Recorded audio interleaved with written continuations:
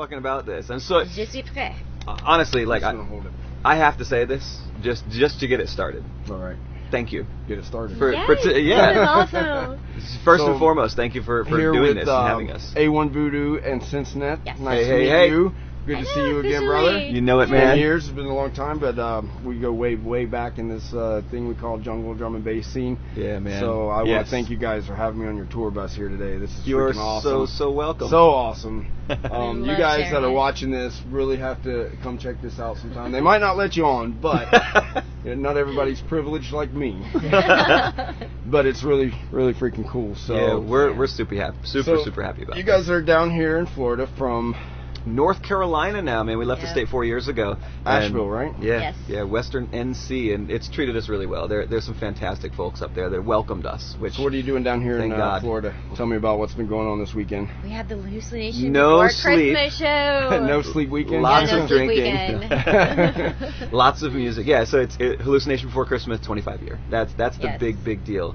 That was the main focus, but then we knew it was the 25-year anniversary, so it was just as much a reunion and getting caught up with everyone, and That's it's been awesome. Yeah. amazing. like you. Yeah. Sorry I couldn't make it out for the party. I had all some good. other responsibilities, but Yeah, baby. made it over here to hang out with you guys this evening. That's Yeah, awesome. we got really lucky to do this trip in the way that we've been able to do it. This is the inaugural voyage for Yeah, it was the, way ahead of for the schedule. tour bus. First road trip, huh? Like, Yeah. we had not Definitely a shakedown. planned to do like a road trip for at least another year, so it was Yeah. way ahead of schedule. So we've been like taking 2 months to try to like just quickly prepare the bus to bring down is it here. expensive and- to keep this thing on the road? Yes. Yes, Yeah. it is. Diesel? Yeah. Just in a word, yes, it is. We knew what we were getting into. And you though. drive it? Yep. You drive I it? drive it. I don't. I've driven it around the parking lot. Yeah. Do you? I mean, what kind of license do you need? Like what? It depends on the state you're in. Uh-huh. This is classified in our state as a motorhome, even though it is 48,000. Or 48,000. I think it's something like 21 tons, and it's a tag axle diesel pusher I Prevost just gotta tour say, bus. like we were talking about earlier, I've been part of the drum and bass scene for a long time, and I don't think I've ever seen a drum and bass artist riding around in a tour bus, and that's pretty had to do pretty damn it. cool. That's sweet. Well, like you and I were talking about earlier, us being in this music, we always loved seeing what the big boys and different genres had, but we're in the underground, man, and we love this music not because of the money. So having a tour bus was something that we always wanted, Yeah. but never really thought was going to be a But it possibility. came about too because we wanted to have our own place. He'd been renting for a while. I had owned a house before, and we've spent 5 years over 3 states looking for a place. Yeah, and, looking for a home to buy. And with the no housing success. market and our needs of needing a studio and now a streaming room and needing privacy because of our noise, it just we make noise. we couldn't find we Go could not figure. find a house that we really liked, and the houses that we were finding were totally maxing out our budget, and it wasn't going to leave us with anything to be able to work on it or Yeah. travel. We have this Yeah. wanderlust, so we want to travel a lot, Mhm. and so this one came up with a crazy idea. It's like, well, what if we just live mobily? Yeah. Like, what if we put our money into building a home on wheels so we can have something that we own and work on, but it also Right. can travel? Well, a lot of, honestly, this bus, kind of a lot of things, there was a confluence of events and ideas that happened roughly all at the same time. Last year was the 19-year anniversary of Force Recordings, and Wow. when the 20-year happened this year, it was, we had decided on getting a tour bus, and then realized that you could make it happen. We were old enough, stable enough, and if we were going to make the choice We're to all not... getting old enough, right? Yeah. all these reunions and 20 years of tour, 25 Oh my gosh, years yeah. of Everybody's Hallucination multiple Before decades Christmas, now. 19 years of Well, Force, 20 now. years of Force. 20 years So, now this I'm year. going to be 25 this year. Oh my God. So, yeah, I mean, Dude. it's exciting. It is an exciting time. And so somebody, like I told you, somebody told us, you do realize that you have America's longest continuously running drum and bass. You didn't level, realize right? that? It's- I was so focused on last Right, year's you don't- 19 Because year there's and all the been releases. some other U.S. labels that started before like a little us, bit before him, but they fell But off, they- and yeah. but nobody- they're not running any I'm longer. just- It's hard Stubborn, to keep, I guess. It's hard to keep a drum and bass label going for that long because, like Yeah. you said, it's not really about the money. It's about it's the a love for labor the of music. love, exactly. Yeah. Exactly. You know, and, Absolutely. other It's just things. a passion. Yeah, absolutely. And so with that, the 20-year thing happening, and me realizing, gosh, we've worked with people all around the country. I've played shows with people all around the country. I've had people come in and play our shows in Florida from all around the country. I've released their music. I've made remixes with them. I've co-pro'd. All this stuff has happened for 25 plus years now, really. Yeah. And it was like, well, why don't we just go on tour for 2 years? Live, work, go on tour. Yeah. Build Studio Straylight, which my whole thing with all the record labels is called Straylight Music Group. We're building Studio Straylight into the back. And just go for 2 years. And so the back is going to be a studio? Correct. Studio Straylight. Studio like a lot of people, I do audio engineering for a lot of people. Jamie Tango, R.I.P., and many other people around the world and for over the years come to Straylight Mastering because, you know, it started out that we were all making music, but then people were like, well, can you edit this for me? I remember talking to you years ago at an event, and I think I was telling you, like, I don't know how to master, I suck at it, you know, and you're like, you can learn it, brother, you can learn it, yes. you know, and throughout the years, you always answered questions, you always helped me out, and that's he's fantastic. Super knowledgeable engineer right here, that's for sure. I mean, I've always wanted Thank to you. produce music, and I just, you know, the stars didn't align correctly, and then, like I said, we finally came up here, I'm like, all right, that's it, like, I'm getting older. Seems like they have aligned. I heard your now. first release, and that shit is banging. It is Like- hot fire. Like, It has been like, you know, I'm not gonna play you my first release or second. No, I'll play you my second one. That was pretty good. But. Yeah, there you go. But yeah, it first was very one, much. It was just like, for me, it was this 20-year culmination. I mean, it was when I was 19 years old. I'm like, I want to be a DJ. Yeah. There's no female DJs. I want to be a DJ. But it took 20 years, sort of, for everything to really So come think together. about this. And, Wow. Oh my God, it's put so yourself exciting. in the It's shoes happening now. of a young girl. Hey, well, let me back up a little Not bit, literally. real quick. Let's get a little bit of history. How did you guys meet, and what's the history? And like, Certainly. You know, I don't. Well, we met in the scene. Okay. Yeah, we So met we in the met scene. in the drum and bass scene. Yep, in Tampa before. So you Yeah. were here also. You were, Yeah, I lived in Tampa for probably about 8 or 10 years before we moved. And then I'm she's from in Fort Florida, Lauderdale. so Okay. I'm from Fort Lauderdale. I ended up going to school at Ringling in Sarasota. Then I went to USF, and so I've sort of been around this side of the coast. Always been in electronic music. Yep. I was part of like the industrial Florida break crew. So I did like Okay. the Florida breaks and Nice. all the local scene, and then I got into the industrial scene and things like that. Kind of in that transition where Dave Noller and Scott Weiser separated and Jacqueline Hyde started with Todd Yeah, Walker. like I was and hung like out- that. yeah, when that had many new nights thing hanging was out with Todd happening, that's where Walker she was and- coming up in the scene. Yeah, Okay. and then I just started expanding different genres and doing different things, and a little bit of house, Yeah, our and girlfriend progressive Amanda, house, and trance, who was and a then, Liquid DJ, I think originally introduced us. Okay. Yeah, then I met Amanda, rest is who was history. spinning Liquid Really? at the time. That's awesome. And I was mean, coming you guys- out. We met at the drum and basement. I started coming out to the drum and basement. She walked up to me and asked me about a sample in a song, and I was like, yo, what girl, hot Does girl, that? walks up to you and says, No, "Well, that's me." a sample from such and such, isn't it? Oh yeah, see, I didn't ask you that. Who are I you? told you. I'm like, Spotting I him. know where Yeah, that it was sample real. is from. Yeah, Yes. that was the official conversation. Yeah. And within very short order, we just couldn't It was stay about apart it from was one about another. like a year later, because he was in a relationship Yeah, and yeah, I was yeah. dating someone, and then but I mean we were always in the scene together, and then like Right. a year later I was out after having just been dumped, and you know my kind of girlfriend that, was kind of that partying normal and- story in that respect, but as No, soon and as, he literally walked up. He's like, "Hey, look low down. What's going on?" I'm like, "Oh, So I it looks know, like you what know, I'm just got hearing dumped," and- is a story about the stars aligning. Mhm. You know that things don't happen on our time. But if No. you think about things, you guys know about the law of attraction. And it was and a I don't mean year- just attraction, but, you know, I Yeah, mean man. everything you think about, you bring it to your life, we positive and both- negative. So Yeah. you were focused on things that you wanted to do, and even though it took a long time to get there, Yeah. you guys met, your life changed, and here you guys are traveling around on this awesome bus, and It's you just she- played Crazy. Hallucination Before Christmas. Is that Oh my god, it was my first time too. And is it's that like, oh one my of the- god, I can't believe it. This is so is that one of the amazing. bigger events you've played, or? Yeah. I Yeah, think yeah. For me, that is the attendance biggest. wise. Well, we played with Goldie last But year. it wasn't as big. No, you're right. It It wasn't. wasn't. Oh, Yeah, yeah. this Well, one is the awesome. biggest DJ for me. Bookham and Yeah, like we've done stuff with like logistics and she's Bookham moved and through Goldie, but things they've been very like quickly.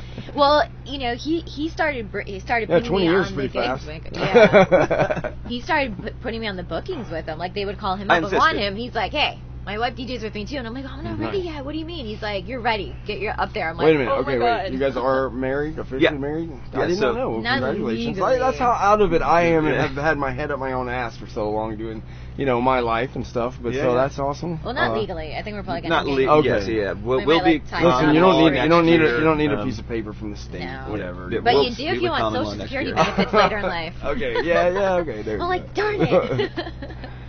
So that's awesome. So, Straylight. Straylight Music Group, man. So SLMG. you know what happened? You know how Straylight really came to be? When I found this music, when I found Jungle in like late 1992 and 1993, I instantly fell for it.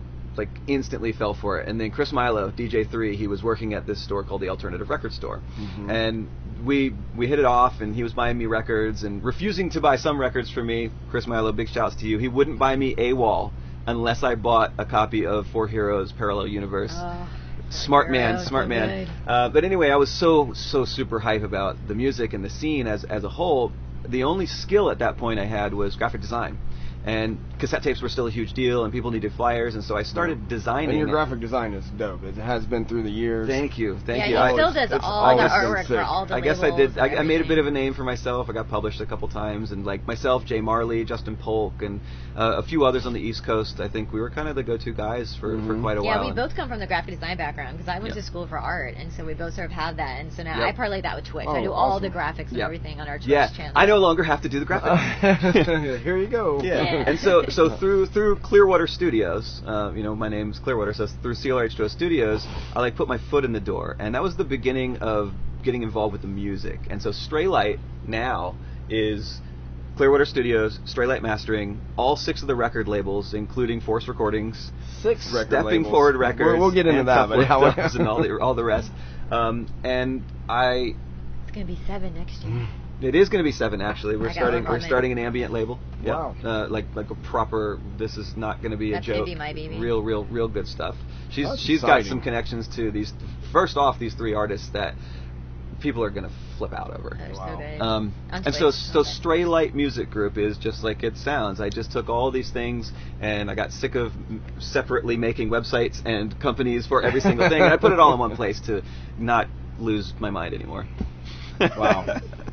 6. Okay, so let's hear about these 6 labels. 6 record labels. And what these labels are doing. You're telling me some pretty interesting stuff earlier about the way you're going to release music on some of the labels. Yeah. So I don't know about all 6 of these labels. So, We'll ride them off really quickly. Okay, Force Recordings, Stepping Forward Records, Tough Love Dubs. Those are the 2 that I know. Oh, I know Tough Love Dubs. Those are the 3 that I know. Yep. There's Nightmare Recordings, which Carson Kano started.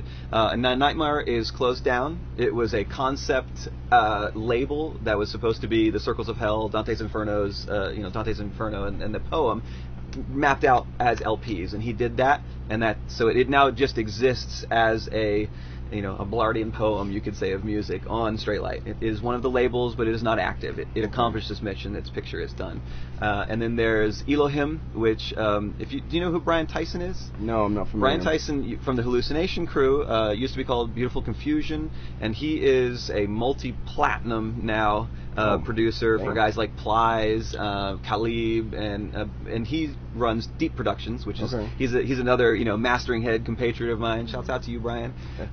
And I helped him operate his record label for him. And then again, the 6th label is the same thing. I went to high school with a guy named Black. You guys know MC Black. And it's called Shotgun Daisy. Yeah. And I facilitated running the label for him as well. And so it's kind of like 3 of them are our babies, and 3 of them are babies that I help manage and nurture, and they're part of the family. So those are the labels. But Tough Love Dubs started off as a dubstep label. Yeah. And it's been dormant for a few years. That's right. And when you started that, you had a partner. You were working with Sluggo. Yeah, Nick from Sluggo. Phoenix. He's from Arizona. From Phoenix. That's right. Yeah. He and what's his name? David. Who's the lead guy from Korn? Oh, if you didn't ask me, I know. Yeah, right now off this, but they've been working together, basically love at first sight type of thing. The second that they started working together, they haven't stopped yet. And Nick has built his own kind of production empire, and in the process of the first 3 years of us running Tough together, he got involved with Borgore, and then became a part of the Ultra Gore scene, and basically just handed Tough Love Dubs off to me. And that was, we were known in America, thankfully, and thank God that everybody liked what we were doing as kind of one of the major American dubstep labels there from 2009 to 2012, I guess. So what are you doing with Tough Love now? But we are reinventing some interesting ideas I'm hearing. Yes. So, I've been doing this stuff for a long time, long enough. I'm still young enough to appreciate that I've got a long way to go, and I'm interested in bringing back some of the things that really like jazz, super excited me about this music, in our music when we came up. So a couple years ago, probably maybe 3 years ago now, as we're playing, we're like, wow, this genre is now 25 years old. Like, there's so much music in it. But a lot of, like, the drum and bass now, like, you do a Google search for drum and bass, it's festival drum and bass. Yeah, and so we're like, a lot of people noticed, too, that they would come to us and say, I don't like drum and bass, but I really love what you played tonight. And we're like, what's going on? Why is that? And then we start realizing, like, that? everything's just gone to so many different subgenres. And so we're like, we want people to sort of still think of drum and bass as these sounds that brought it up. And we start thinking, wow, we should start making some like classic jungle again, some good atmospheric jungle. And why we're thinking about this, all of a sudden we found some tracks by this guy named Dead Man's Chest, and he's doing Shout it. out to Evison. We're like, oh my gosh, yeah. So the Western Say that name again. Dead Man's Chest, who is Evison. Yeah. It's his other name. He started his own label called Western Lore. Western Lore is badass. It's like Coco Bryce and him, and they were bringing back this classic jungle sound. And so we're like, oh my gosh, someone beat us to it. Well, this is amazing. Someone else is doing it. And so we start thinking, well, we still want to do it. And then we sort of got the idea. He's like, well, what if we start releasing it under a new label? I have this other label here that's sort of sitting dormant. Like, let's, help further. I'm calling it like the Jungle Renaissance. Right. There's this really amazing movement of all these like classic sounds coming back and in like new and revision with everything we can do with it now. And so Tough Love Dubs, 2020. So Tough Love Dubs, the dubstep label, closed it down in 2013, right? And if you listen to the last album that we put together, before I was known as A1-Voodoo, there's a song on there, A1-Voodoo. It's a remix, and the whole album is just remixes of one tune.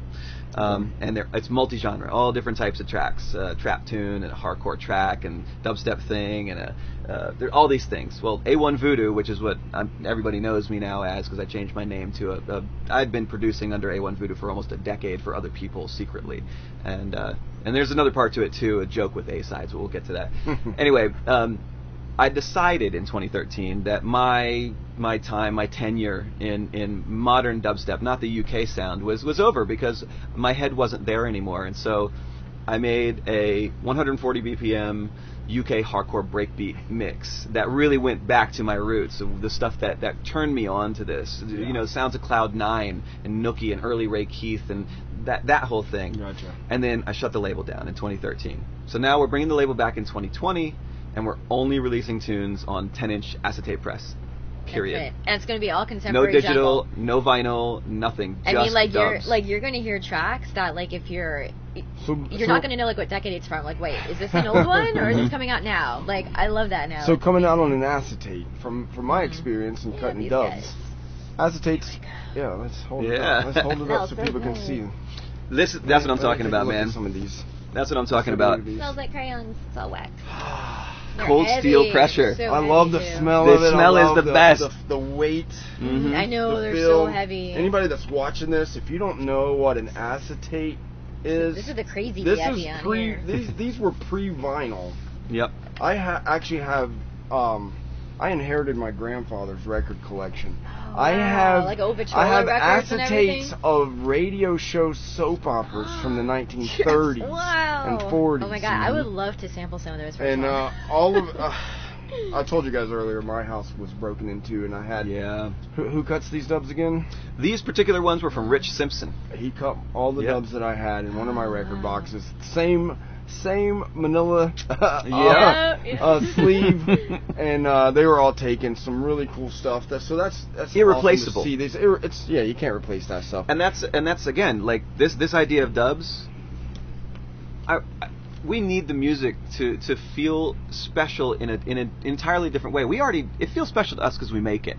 Anyone who's a creative. Out there. I mean, you can listen stuff on Spotify. People listen to my stuff on Spotify and iTunes, and so there's we're sort of trying to also bring back that rarity, that uniqueness. Yeah, and we want people to covet it. There was before I got sidetracked on the nostalgia. Of dubs. There was my question, I guess, was like, as a consumer, if I'm going to buy this. Mm-hmm.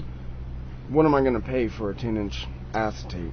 So we haven't made a total price yet. It's not going to be cheap. Yeah. I know that. I remember they were not cheap. Whenever I would, Well, when we that's kind of what led me back in the day to actually learning how to play CDs, because I'm like, man, I'm playing a bunch of money. I have these 4 new, unreleased tracks. That, I think when we were cutting these, at the end of the 90s and the early 2000s, we were paying $45 a dub. Yep. So you got 2 tracks for $45. 45 or 50 or plus shipping. Yeah. And so the prices haven't changed too much. But we're going to make it so that we're going to sell them all on Bandcamp and on the Straylight Music Group website. But whatever the price is, it's just everything included, shipping and the whole thing globally. Yeah. But this is the cool part. This is what anybody who's watching this, if you're like into this idea, buy the dub, rip it. You can make your own digital copy. I think it's all good because if you love this music enough to buy the dub, you're just not going to give it away to somebody who wouldn't appreciate it. Will we see artwork with this just as it is there? Yep. Yeah, I love it. I love it. I mean, I'll handwrite on everyone. That's to keep the cost down too. We're really trying to do, but just simple. This is what it's supposed to be. Man, we'll handwrite. We might even make the potato stampers. Yeah. I'm like, oh, that's a great idea. That's a great idea. Yeah, because like the story of like Storm and Goldie and Chemistry, just stamping their own stuff, and I'm like, let's just. And what I don't think a lot of that's like so going back to roots right there. Yeah, it really is. Yeah, we love it. And I don't, I'm doing this because of the music. I'm doing this because of people who will appreciate it in the same way that we do. If we don't sell a single dub, I will not shed any tears because the music that we will have that will be available to people should they want to get it, and otherwise you only hear it from us playing it. Right.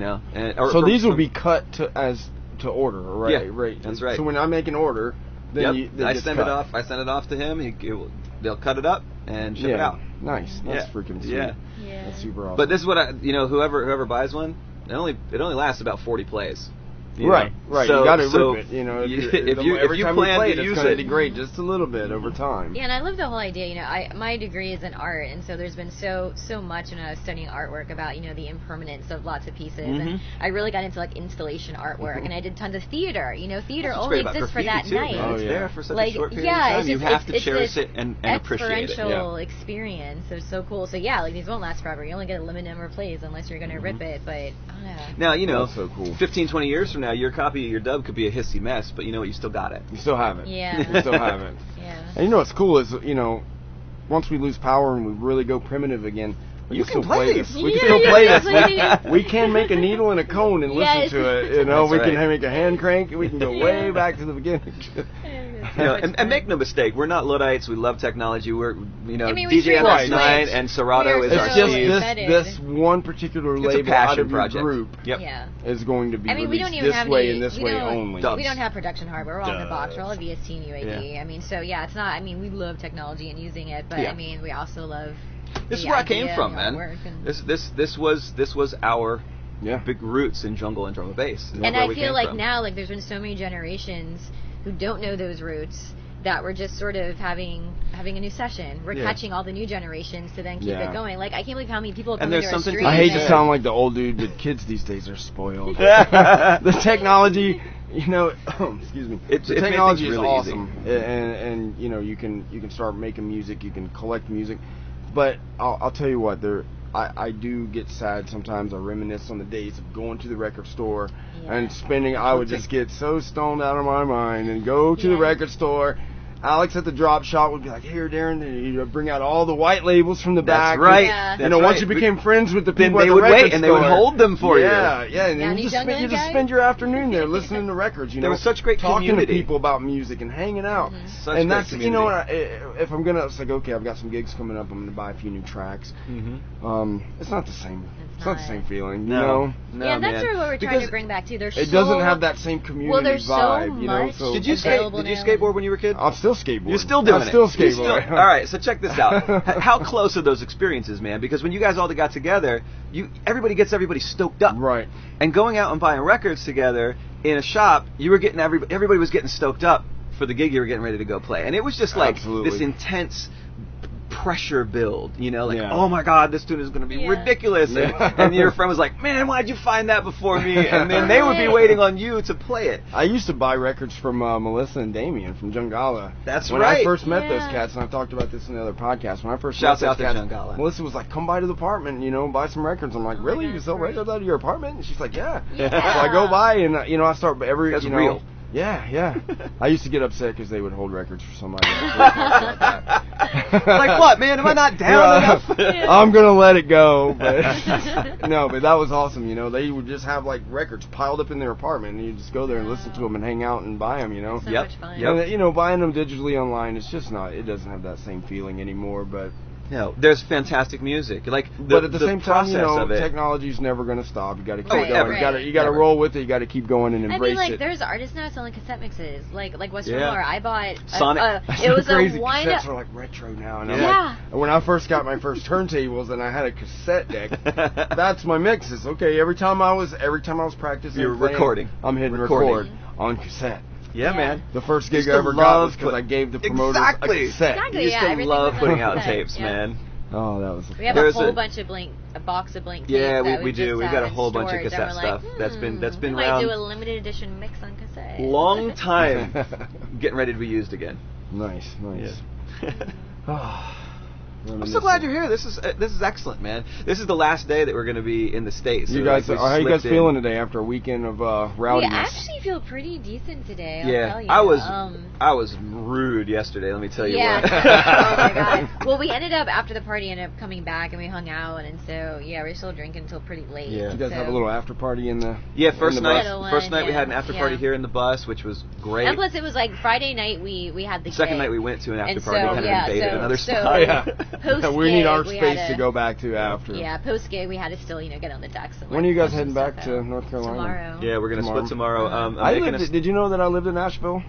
No, I lived there for, when was it, 95 to 96. Oh, damn, you were there at a really cool time. Yeah. Oh, wow, that was when I lived there, I used to, every night I would go skateboarding downtown. There would be a drum circle. The hippies down there would come out of the out of the woods, out of the mountains.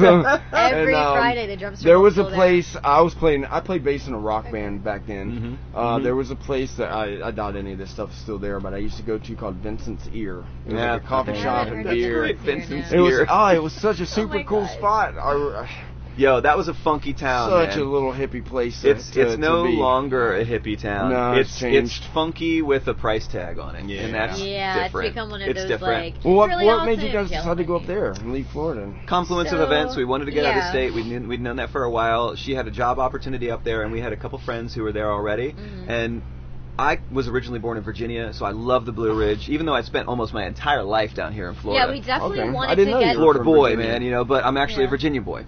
We definitely want to go somewhere that was a little bit more like nature and things like that. So a little slower tempo too. Yeah, so we had a plan that we were going to take 2 years to sort of visit some different cities, sort of get our ducks in a row, and that 2-year plan became 2 months because his landlord after 15 years was like, "Oh, I need the house back." Whoa. Yeah. So we were like, oh my god. So my friend is like, this company over here is always hiring. I put it like for my interview, they're like, do you know what position you're hiring for? I'm like, I have no idea what this interview was for. But I got it, and then they had an efficiency apartment that opened up because her mom moved back. Correct. And so we're like, okay, we have a place to stay until we find a place. The job is going. See where it takes us. We're just going. So it happened relatively quickly. Yeah.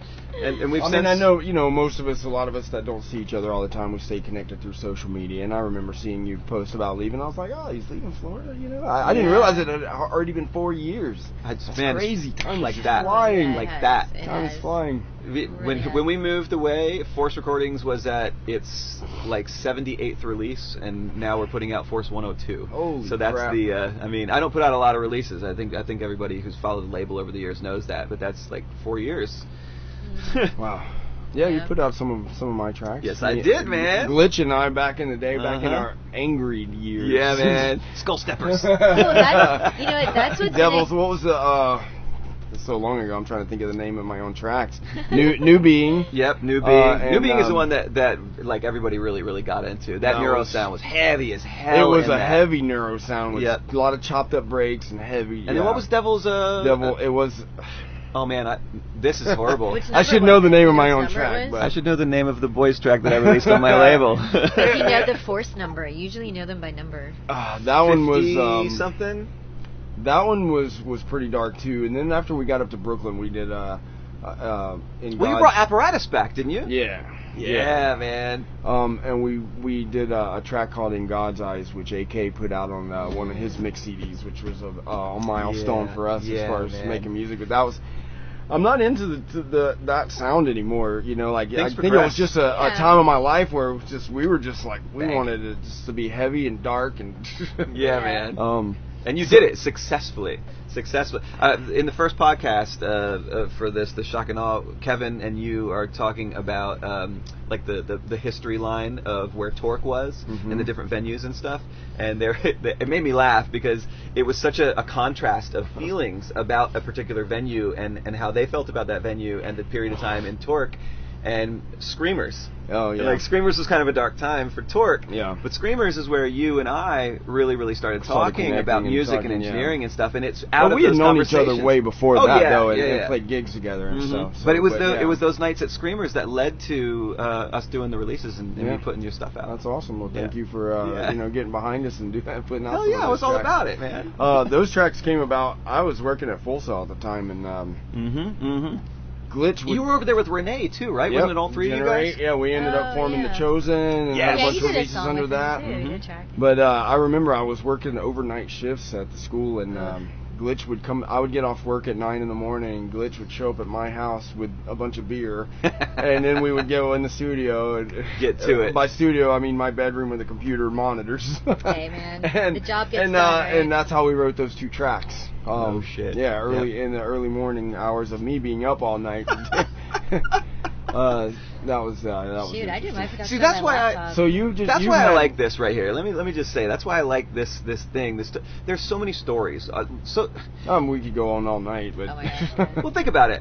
You made those tunes. I put those tunes out. People in the world know these tracks. Derek Empire X. Shout to Derek, by the way. He absolutely loves those songs. Oh, nice. Yes, and I mean that I consider Derek to be from a base royalty. That's right. Still holding that. But through all of that, I never knew the backstory of how it was made, and through these conversations that we get to have and share with one another, we get even more of the background of what the hell we've been up to. I'm going to tell you one other, going back to when I lived in Asheville. Okay. How myself and my whole band moved up there, and the way we moved up there.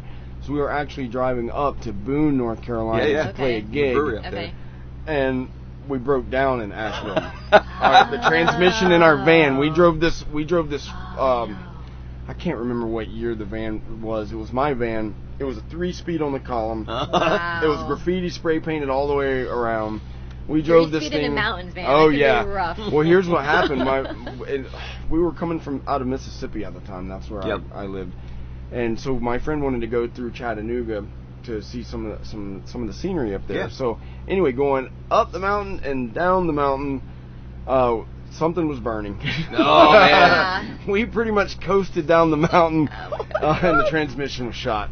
It was done. Yeah, the roads up in North Carolina are. And that's how you we just loved it. We didn't make it to our gig. I think it was Halloween. We ended up going out in downtown in Asheville and just having a good time partying and stuff. You know, it sucked that we didn't make our gig, and we were like, this is a cool place. Let's move here. Maybe we could do something. We just said let's move there. We did. Yeah. So there is, before we not to do too much about how we ended up in Nashville, but we did go up there about 5 months in advance. Not knowing we were going to be moving there. Yeah, no, we just went there, visit our friends. It was on the radar as maybe a potential place to move. Correct. Like I said, we were planning to take 2 years. So we went there and very much had that same experience. And our girlfriend knew the guys from Asheville. They're called ADBC, Asheville Drum and Bass Collective, and they got us in. And he one of the guys, John Wolf, said, "Yo, we'll put you on the night. You're coming through town. Fuck it. Say hi. We'll have you play." And we did, and we really enjoyed that headspace. And we kind of did the same thing. It said, "Man, this is a funky, cool little town." And then when we had to make the move, that was like it made it a lot easier. Yeah. Then when we had a place to stay with them, and then I had the interview that was going well, we were just like, okay, this everything's lining up. That's where we're gonna go. That's awesome. And Asheville. we live. But we're only It's going a to be cool in Asheville. city. I'll have to come up and visit you guys sometime. Absolutely. I haven't been there in years and years. Definitely there. It's a lot different. We'll probably be there. Definitely at least another year, maybe a year to 2 years. Year and a half. And so, as we renovate the bus, as soon as basically the studio is finished and the galley is redone and the bathroom is more how we like it. I'm a bigger dude. Anybody who's ever been in a tour bus knows that the showers aren't the biggest in a regular Prevost. Yeah. So you're going to modify some stuff, and once the renovations are done into our liking for living, working, and playing, we'll take this thing on the road. I mean, we're updating it too. I mean, it has an over-the-road AC that only works when the engine is running. Yeah. So we're going to be taking that out and putting mini splits in. All sorts of stuff. And then we actually have. So eventually, where I'm sitting right now is going to be gone. The kitchen. The kitchen's going to extend. Yep. You got it. Yeah, and where we're sitting, there'll be a dual mode table here. Yeah, this is going to be because I still work a corporate job, and so I'm working on transitioning to remote work, and so this is going to be my desk. So this will be my workstation and my remote work area. And this space right here is going to That's stay. That's where the DJ booth will be. So sofa will be there, the DJ rig and entertainment center and projector will be on that side. Yeah, and then our sofa. So this is like the living room. This is going to be like our hangout entertainment area. I don't know if anybody can see what's... well, so we have a Twitch show, and that's... All right. Yeah, let's talk about that. So Twitch, the bus... Beat Drifters and Straylight. It's like all related. It's all four things. It's all feeding off one another. Tell me about Twitch a little bit, because I've heard of it. I know about it, but I don't really know what it is or how it's useful. I've never used it. I've never gone to the site or looked at the app or whatever. Most people who hear about Twitch, who know a little bit about it, are gamers. Or know that it's used by video gamers. We love video games. Yeah, absolutely. Trying to get through like 17 AAA titles. Yeah, indies. We love video games. I'm going to have the director from the audio director from EA do my podcast. He was going to do it today, but I talked to him and I told him that this is my only chance to get over here to meet with you guys, and he couldn't do it earlier, so he lives in Orlando, so we're actually going to do it tomorrow night. But you tell him from us that we appreciate that. Yeah, that's amazing. So it's mostly gamers, and so I think that's why it wasn't really on my radar before. But then how did I find out there were like other people on it? Well, really Olivia. So his ex-girlfriend. Yes. She's a partner. Shouts out to Olivia. She's a wonderful gal still. She's been doing it for a few years now. She has a really big following community. Maven on Twitch. Yeah, and she keeps on telling us, you guys gotta go over to Twitch. You gotta get over to Twitch. I'm like, And so what happened was we bought this bus. They got together and just made wild stuff happen. Like if you see our stream, it's all them. Originally, we were like, let's do like YouTube podcasts about the bus renovation because so many couples were doing that. So we were sort of already thinking about, okay, we want to post about the bus and everything. And then we got on Twitch. And then we got on Twitch and we realized it's not just gamers. It is anything and everything. Basically, like what Twitch is saying is we all have these creative outlets. We all have these like interesting things we want to do. Let's share it and build a community and support one another. And so Twitch is so amazing because it's giving artists and DJs and musicians who maybe wouldn't have a platform to do their thing and it's such an amazing supportive community. I think Twitch. So this is what we do on Twitch. We have a show.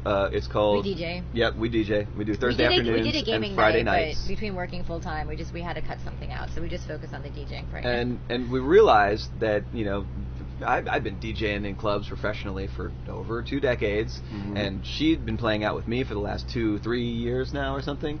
And we were like, 2.5 years.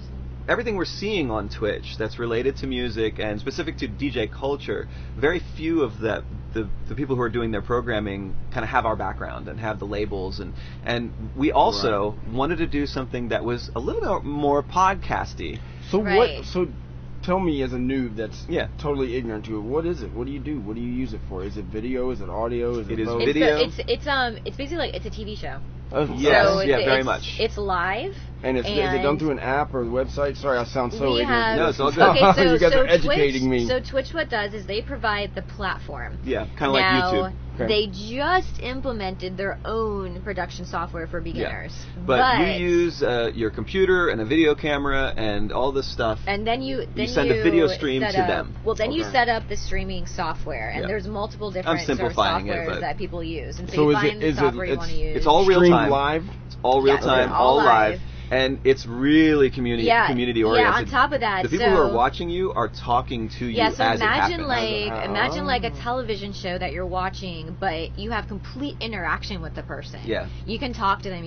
They don't talk. You chat. Everyone chats, and beyond the just chatting, they have a thing set up where you can just like throw donations, and you can throw little like bits and like gifts at people. I have a question. Like and I hear this about people doing live DJ sets with Facebook and other platforms. That they shut them down. If there's any kind of copyright. The DMCA thing is the way it operates on Twitch is very different. The Content ID system. There still will be Content ID flags but only after the show is done. Yeah, when it's happening, they don't shut you down in the middle of it. No, they don't cut you off when you're live. What they do is once you are done with your show, they save it gets run through the algorithm. They save that recording, and every streamer has the option if they want to leave that recording up, how long they want to leave it up, if you only want subscribers to see past recordings, so you have the option. But once you have it up there, then when people watch the recording, it's called a VOD, video on demand, there might be mutes, but it's very minimal. Okay. It's very minimal. And, in a 4-hour show, we might get like 5 minutes. I've talked about this with countless friends, and I understand artists getting paid for their music and plays. Oh yeah. Are you actually can you make money from Twitch? Is it? Yes. So let me tell you something. Because my whole thing is, if I just want to open up Facebook and mix on a Sunday morning, I'm not making money off that. No. Why shut it down if it's a copywritten tune? There's no, So the other side of Twitch is basically it is electronic modern street performing. Oh, I mean, we're out there. We have donation bars. We have call to action. Well, this is one of the things that we realized, and why I think we've done as well as we have with our show, because of the record labels that we have, and the sheer volume of original music that comes from all of the artists in both dubs and promos and stuff that people they're friends with or connected to their labels or them as producers. We have access to show, so far as Twitch is concerned, much more original stuff than I think a lot of people are used to. And as a result of that, we've been, and I got to say this to anybody who might happen to see this podcast who also knows us on Twitch, man, thank you. Oh my God, they are so good to us. But I think they really appreciate that we're kind of giving them something that they won't get someplace else. And I love that, that I mean, we're always a little bit of dubplate like, culture, you could say, in a way. Check this label out, check this artist out. Okay, all go these new look at this track, that are coming, look this all the person stuff up, from our friends that are coming out. We debut that stuff on the show constantly. It's a big part of what we broadcast. And I think also that's a lot of the reason why we don't have as much copyright issue. Sounds like a really cool outlet for what you're doing. Man. Yeah, and that's also why we don't do Facebook. It's fantastic. It's also why we don't do Facebook or YouTube. Facebook just doesn't have the community like Twitch and all the copyright issues. And with YouTube, every time we went to upload one of our YouTube videos from Twitch, because we can upload it afterwards, it just would block the whole thing because of copyright. Now, YouTube has got a little bit more lax on that, but it's not a very DJ-friendly platform. And so Twitch is like, there's a whole community of DJs on Twitch. It's amazing, and everyone has their own little unique take on their show. Some will talk, some won't, some will take requests. What's your take? How do you guys feel about the power that social media companies have over what's supposed to be free speech? It's a big discussion. I don't use Twitter. Yep. I have a Twitter account. I don't use it. Yep. But from what I hear, porn is fine on Twitter. But if you call, Bruce Jenner or Caitlyn Jenner Bruce, you're banned for life. Right, yeah. That's craziness to me. I deleted my Twitter this year. I deleted my Facebook this year. I'm getting rid of my Instagram. And that's another reason we like Twitch, because Twitch also works hand in hand with Discord, which is a private chat server. Yes. And we have full control over your own chat server. It's kind of like, remember Florida Drum and Bass and DOA? Yeah. Imagine having your own It's a private IRC, basically. So, I mean, there's no ads. All over again. If we send a message out to everyone, it's going out to everyone. There's no algorithm going on that some people aren't going to see it. We control the content. We can control, like, if we need to ban people or anything, which we haven't. Everyone's been amazing. But we do have a lot of control. The only thing that Twitch has done so far that we don't have control over is they now have ads on us that we can't opt out of. But I mean, they need to make their money too, so it's not so bad. So people have to watch an ad when they go on the stream. Do you pay for the service, or it's a free service? So there are different tiers. Basically, there's you as a person who's just beginning, and then there's basically like your form number 2, and then your form number 3, and you keep getting bigger with them. Well, that's if you're streaming. He's talking about for like the average person. Oh, for the average person just watching, you mean? No. Yeah. To use the service. To use it or and Twitch is now owned by Amazon, so if you have an Amazon Prime, you get a Prime Twitch account as well. So there's a little bit of benefits there, but you don't have. I do have Prime. Yeah, so you would get an account for free, and what Amazon Prime does is you get one free subscription. Would you recommend the podcast going on there? But you said it's all live though, and I don't do the podcast live. I'm gonna edit this after and do so Twitch you can upload videos. You can definitely. I'm sorry, I got to. I've been holding that for a little while. Okay. You definitely have the option to upload, but here's the thing with Twitch. It's really interactive. Yeah. So the streams that really tend to take off have that interaction. And before you become partner, like we're in the middle stage, we're an affiliate right now. You have to reach even like a higher level of like how many viewers and followers, but they don't just look at the stats. They want to see you have a community. They want to see that you're a performer, this, like, that you're making engaging content, interacting, and the thing is, we somewhat chose Twitch to be, and we are finding outside of the gigs that we still play, that we almost prefer performing for people around the world, and we get good viewership, especially compared to kind of the local shows. In the Netherlands. There's so many people in the Netherlands. Germany, Netherlands, Australia. There's DJ Brisk. Shouts out to DJ Brisk. Yeah, DJ Brisk. He's on the show all the time. A lot of drum and bass royalty come through and yuck it up for a minute and go about their day, and we really like that. But I think part of the reason that we really kind of went the Twitch route was we realized that the people who were being successful that we were seeing use the service were kind of just doing what they do, and this is our life. Right. What are the people? So we have some fantastic Twitch fans that came and saw us. People came down from Connecticut, Michigan. We got Tennessee. Who else? Orlando. People came from a lot of different places to see us, and one of them said, what did she say to us? She said, you're exactly like you are on stream in person. Yeah, and I was like, well, this is us. This is who we are. No. Yeah. But we realized... she said that, though, because sometimes you see actors and they'll have an on-screen personality but and then we meet them off stage, and she's just like, oh my God, you're exactly like how you are on stream. And we realized that it seemed to us the people who were the most kind of successful and had the most interesting, streams, we're just doing what they do, and this is what we do. This is our life. We live the music. And Twitch really promotes the next process of that. Like I read a lot of so we don't have to change what we want to be. We just do it. And Twitch, I love. Like I read a lot of their terms of service and a lot of their information, and their key thing was do what you do because there's no one. You are you. No one is you. So I just want to say, like, I've been kind of following you. I mean, we've been friends on Facebook for a while. You don't have social media, but I see pictures but. It's freaking awesome that you guys are doing this and making this your life. This is it. You're traveling in a tour bus, you're playing music, you're running record labels, you're putting out new artists.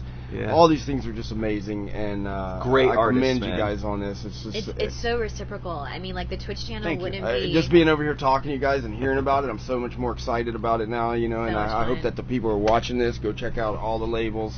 And listen to and all the people that are involved. Listen, so you're new into production. Yes. But I heard your first release. You played it for me earlier, and like I said earlier, that's shit. It's hot fire. I wish my first release is actually. So when did you get into production? Tell me a little bit about it. I mean, I've always wanted to make music, and I think the first track I ever really made was on my Mac GarageBand, probably back in like 2010 or something. But it wasn't really going anywhere, and I had lots of things going on with my life. And then once I always wanted to DJ, so once I really took a focus on the DJing, I'm like, okay, I think we get this DJ thing down. Okay, she wanted to play her own production now. Yeah, like, all right, well, get busy. Yeah, I've always wanted to write. I have a background in classical many people that piano. That have been into it forever, into music forever, and they don't write their own music. They don't even try to make their own music, and that's always where it was for me from the start. I didn't even care about being a DJ. I wanted to make electronic music, and then I wanted to make jungle and drum and bass. So that's that's cool that you jumped right into the production side of things. Yeah, it's just finally everything lined up, and I had some software available. This guy's an amazing teacher. He does all the mastering. So being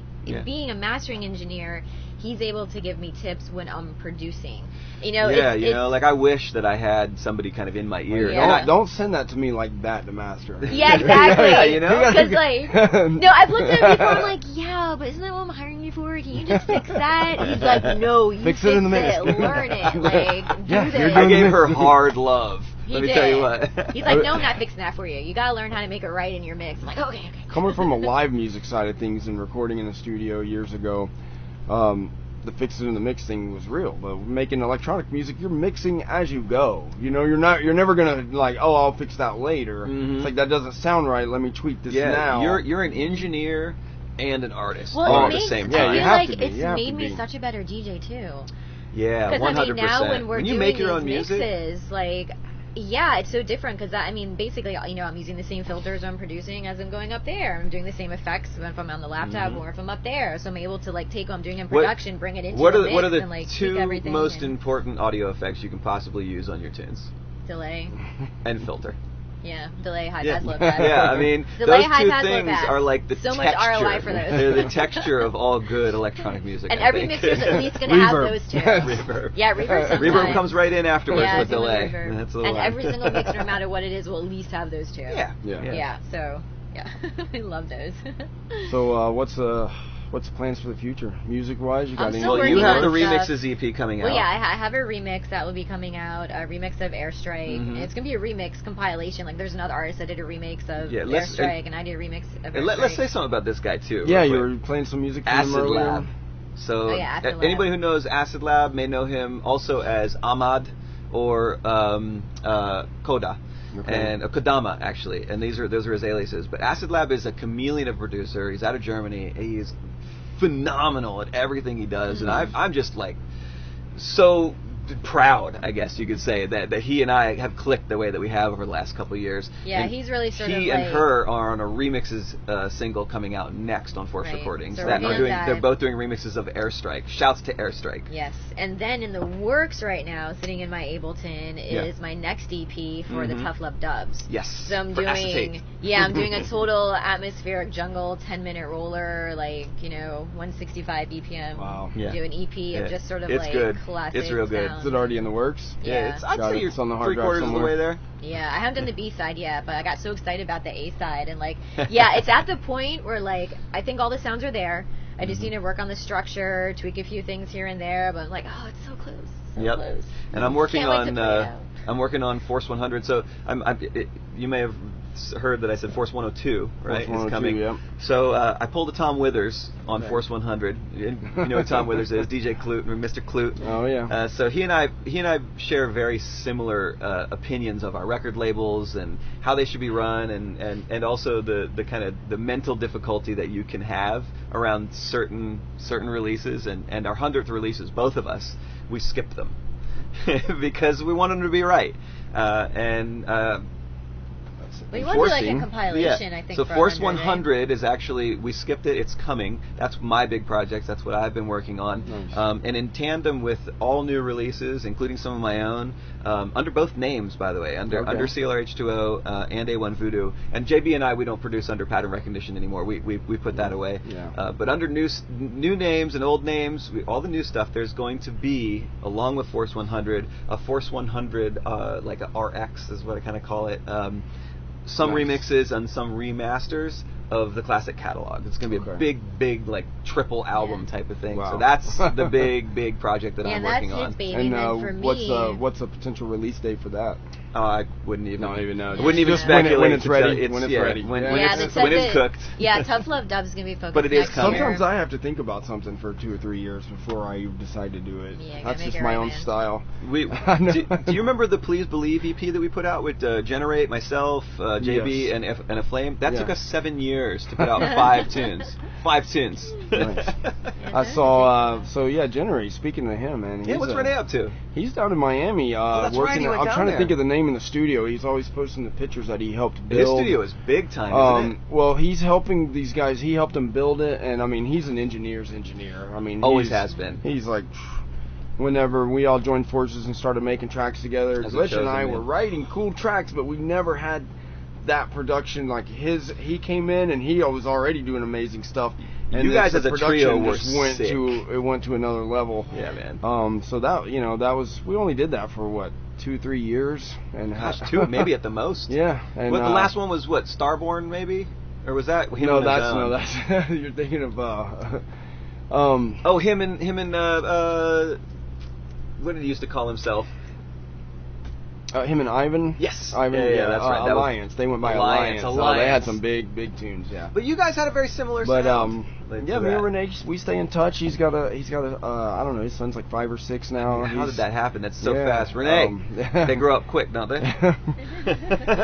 So I just saw him post that he's got a new computer and getting back, and he said drum and bass commence. Oh, my man. Nice. Look out. I think there's going to be some new Generate stuff coming out. I've been on his ass for a while. So good. I'm like, dude, you got to make music again. Good. But, Generate, man. You want to come back on Force? I got you, baby. Yeah. Hell yeah.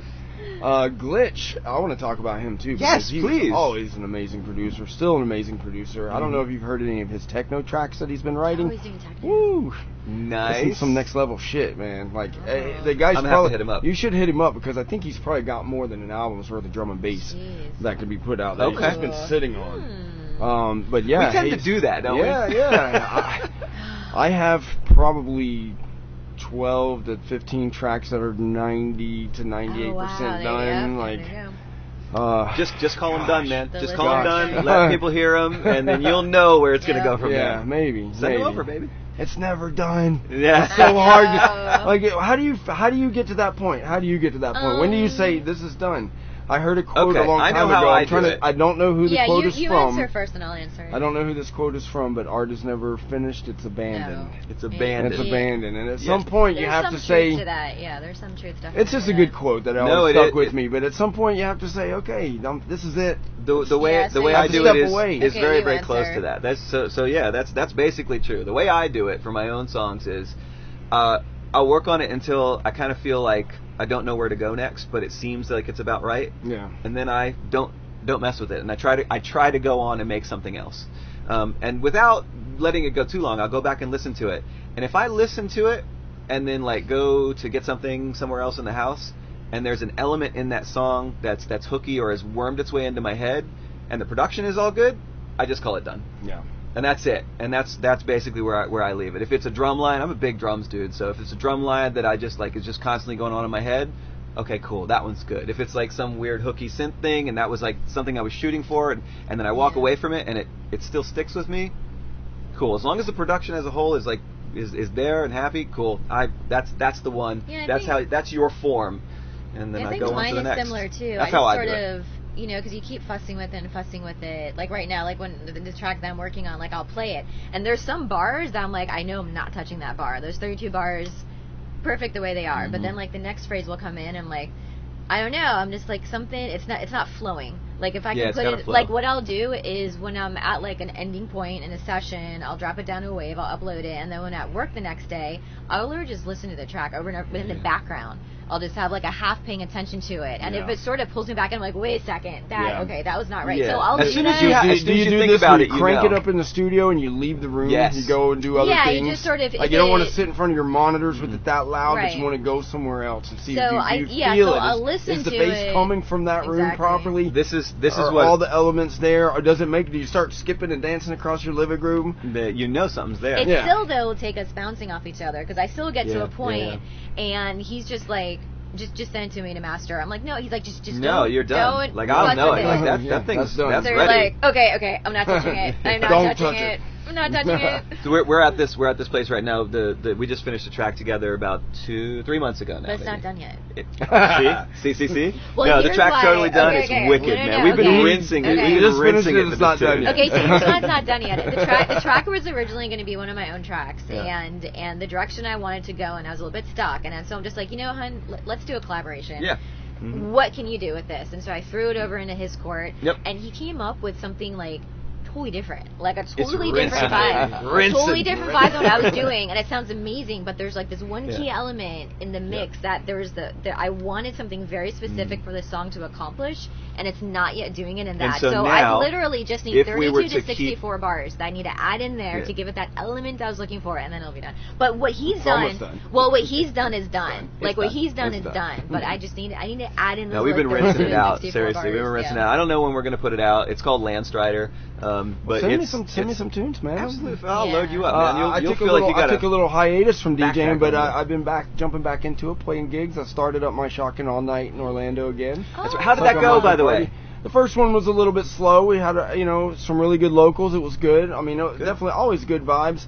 The next one is January 18th. It's going to be my birthday party. I've got random. You'll be 26. On January 3rd, man. Oh, what? Wait, you're not Aquarius, though. No, I'm not. Is that Capricorn? Capricorn, yeah. Okay. Yeah. Yeah, so I've got Random Movement as a headliner. Excellent, Mike. So the flyer, we'll put the flyer up probably in a few days and get the event page going, so you guys know about it. Yes. And if you guys are ever down this way again, let me know well ahead enough. Yes. You know. Yeah. Gotta find parking for that. I think we'll probably be back. You're parking on my street at my house. Yeah, my neighbors back will love like the spring or the end of the summer. Only if you do like a they would trip out. National Lampoon's Christmas Vacation where you're out yes, like, we're dumping in the gutter. in your robe. No Dave Matthews Band business for us. Right? We actually recorded we're not gonna dump on anybody. We actually recorded the first time we dumped the bus because we didn't know what was going to happen. Yeah. All I could think about was like poop flying up in a fountain. Oh no! I'm like standing away from it. I'm like, oh my god, don't It was happily uneventful. Yeah. It was very uneventful, and I'm very glad it was uneventful. Nice. You do not want an you don't want exciting dumping. No, not at all. Not at all. I was ready to buy a hazmat suit because that's the it wasn't second even our every poop, Shock&Awe. We're coming up with exciting new terms. dumping. New terms. Yeah, you don't want exciting dumping. Oh goodness. We'll make a sign: exciting dumping crossbow. No. Oh, real quick though, because we were talking about stuff in 2020. Yeah. So not drum and bass, but I'm going to be starting my own label. I don't know why, because I hear running a label is like just the most masochistic thing you can do.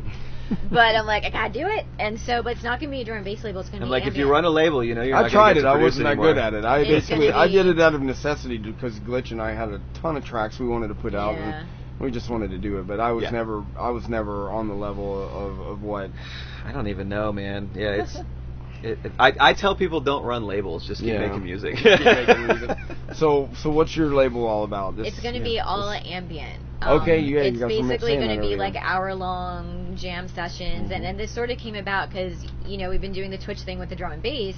But I'm also very much into like the Vangelis and Pink Floyd and all this like atmospheric stuff, and I'm very synth heavy, so I love creating these like textures and on Twitch we ran into a community, yay Shrimp Crew, Golden Shrimps, Shrimp Crew, shouts out to you.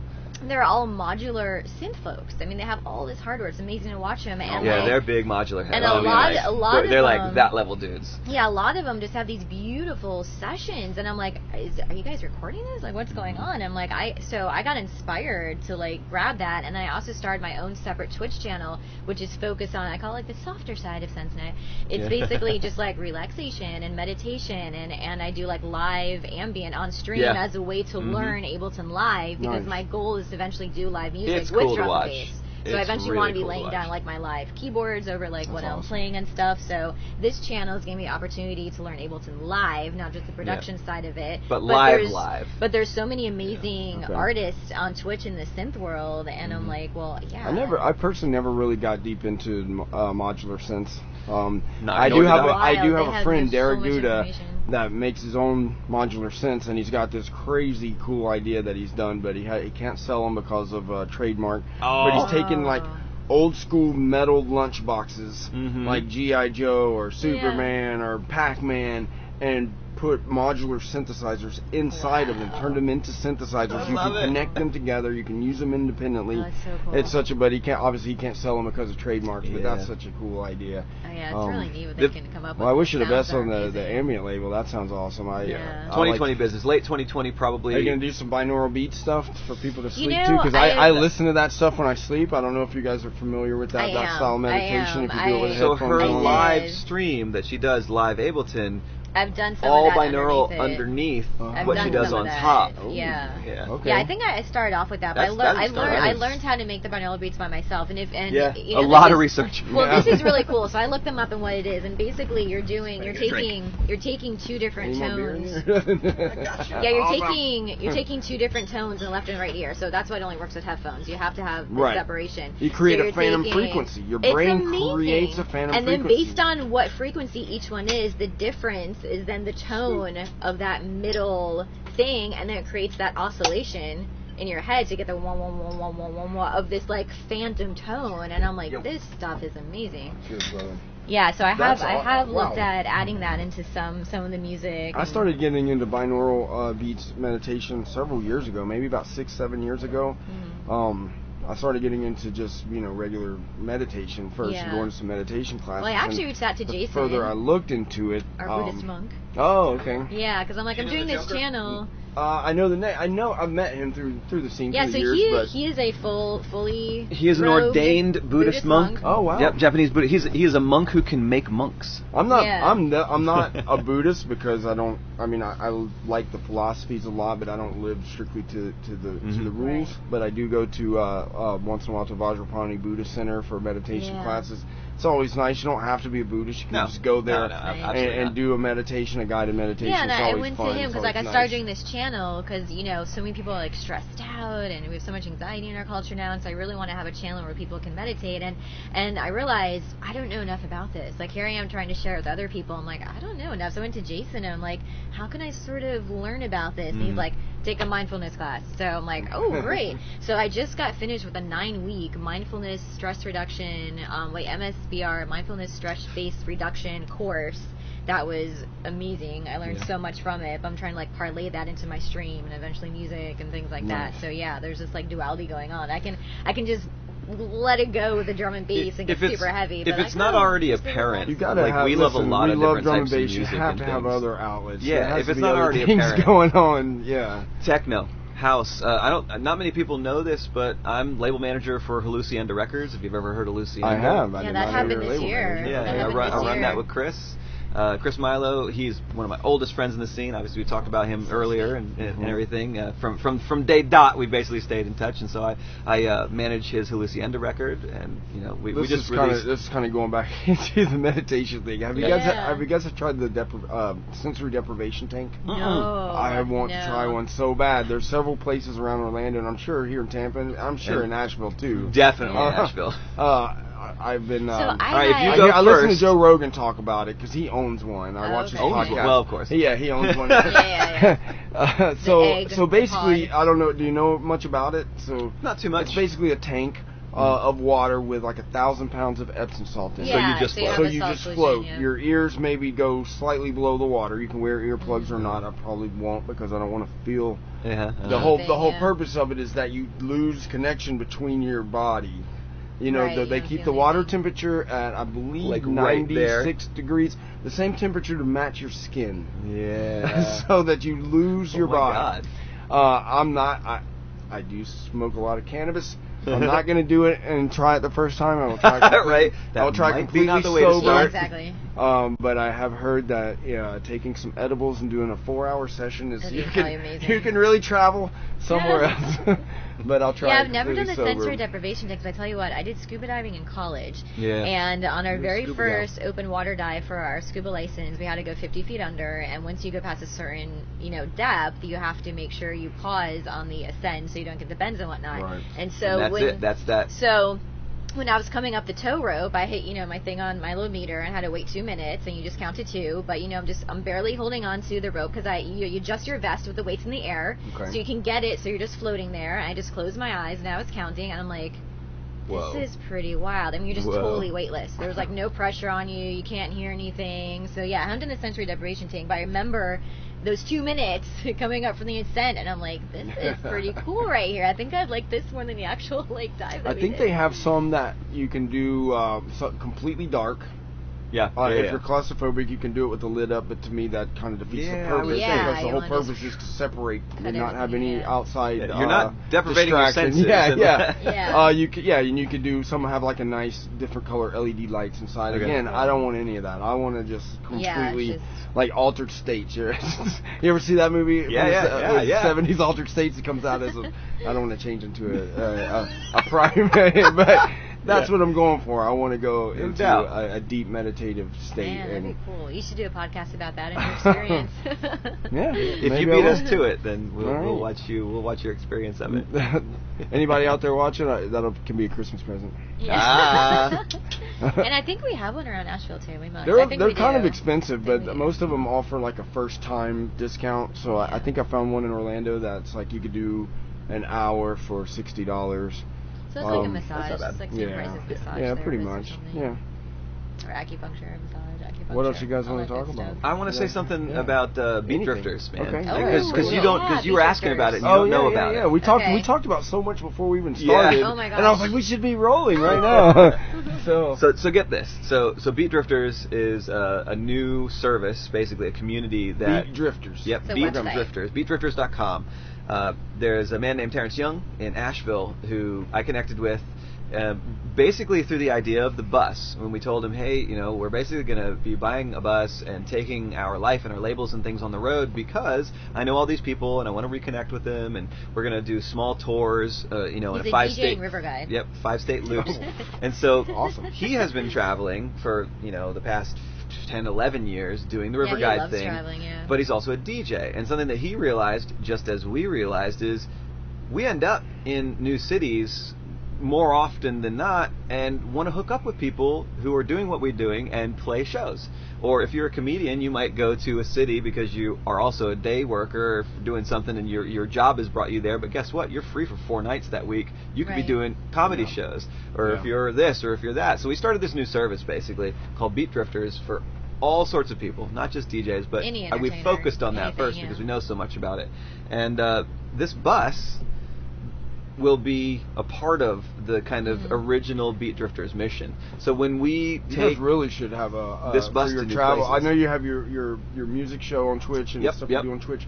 You really should do a YouTube page, and we have thought about it for the and bus. document all the renovations, the renovations, the music, everything, the life on the road. Yeah. You know how many people will watch that? It's crazy. I have a friend that I work with that has a YouTube page. He does like restoration work on like VW vans, buses. Cool. Okay. And he's killing it. He's got videos with millions of plays. He's got one video that almost has 6 million plays. What? Damn. Yeah. So people love this kind of stuff. There's a lot of interest in it. So and the fact that you guys it's cool.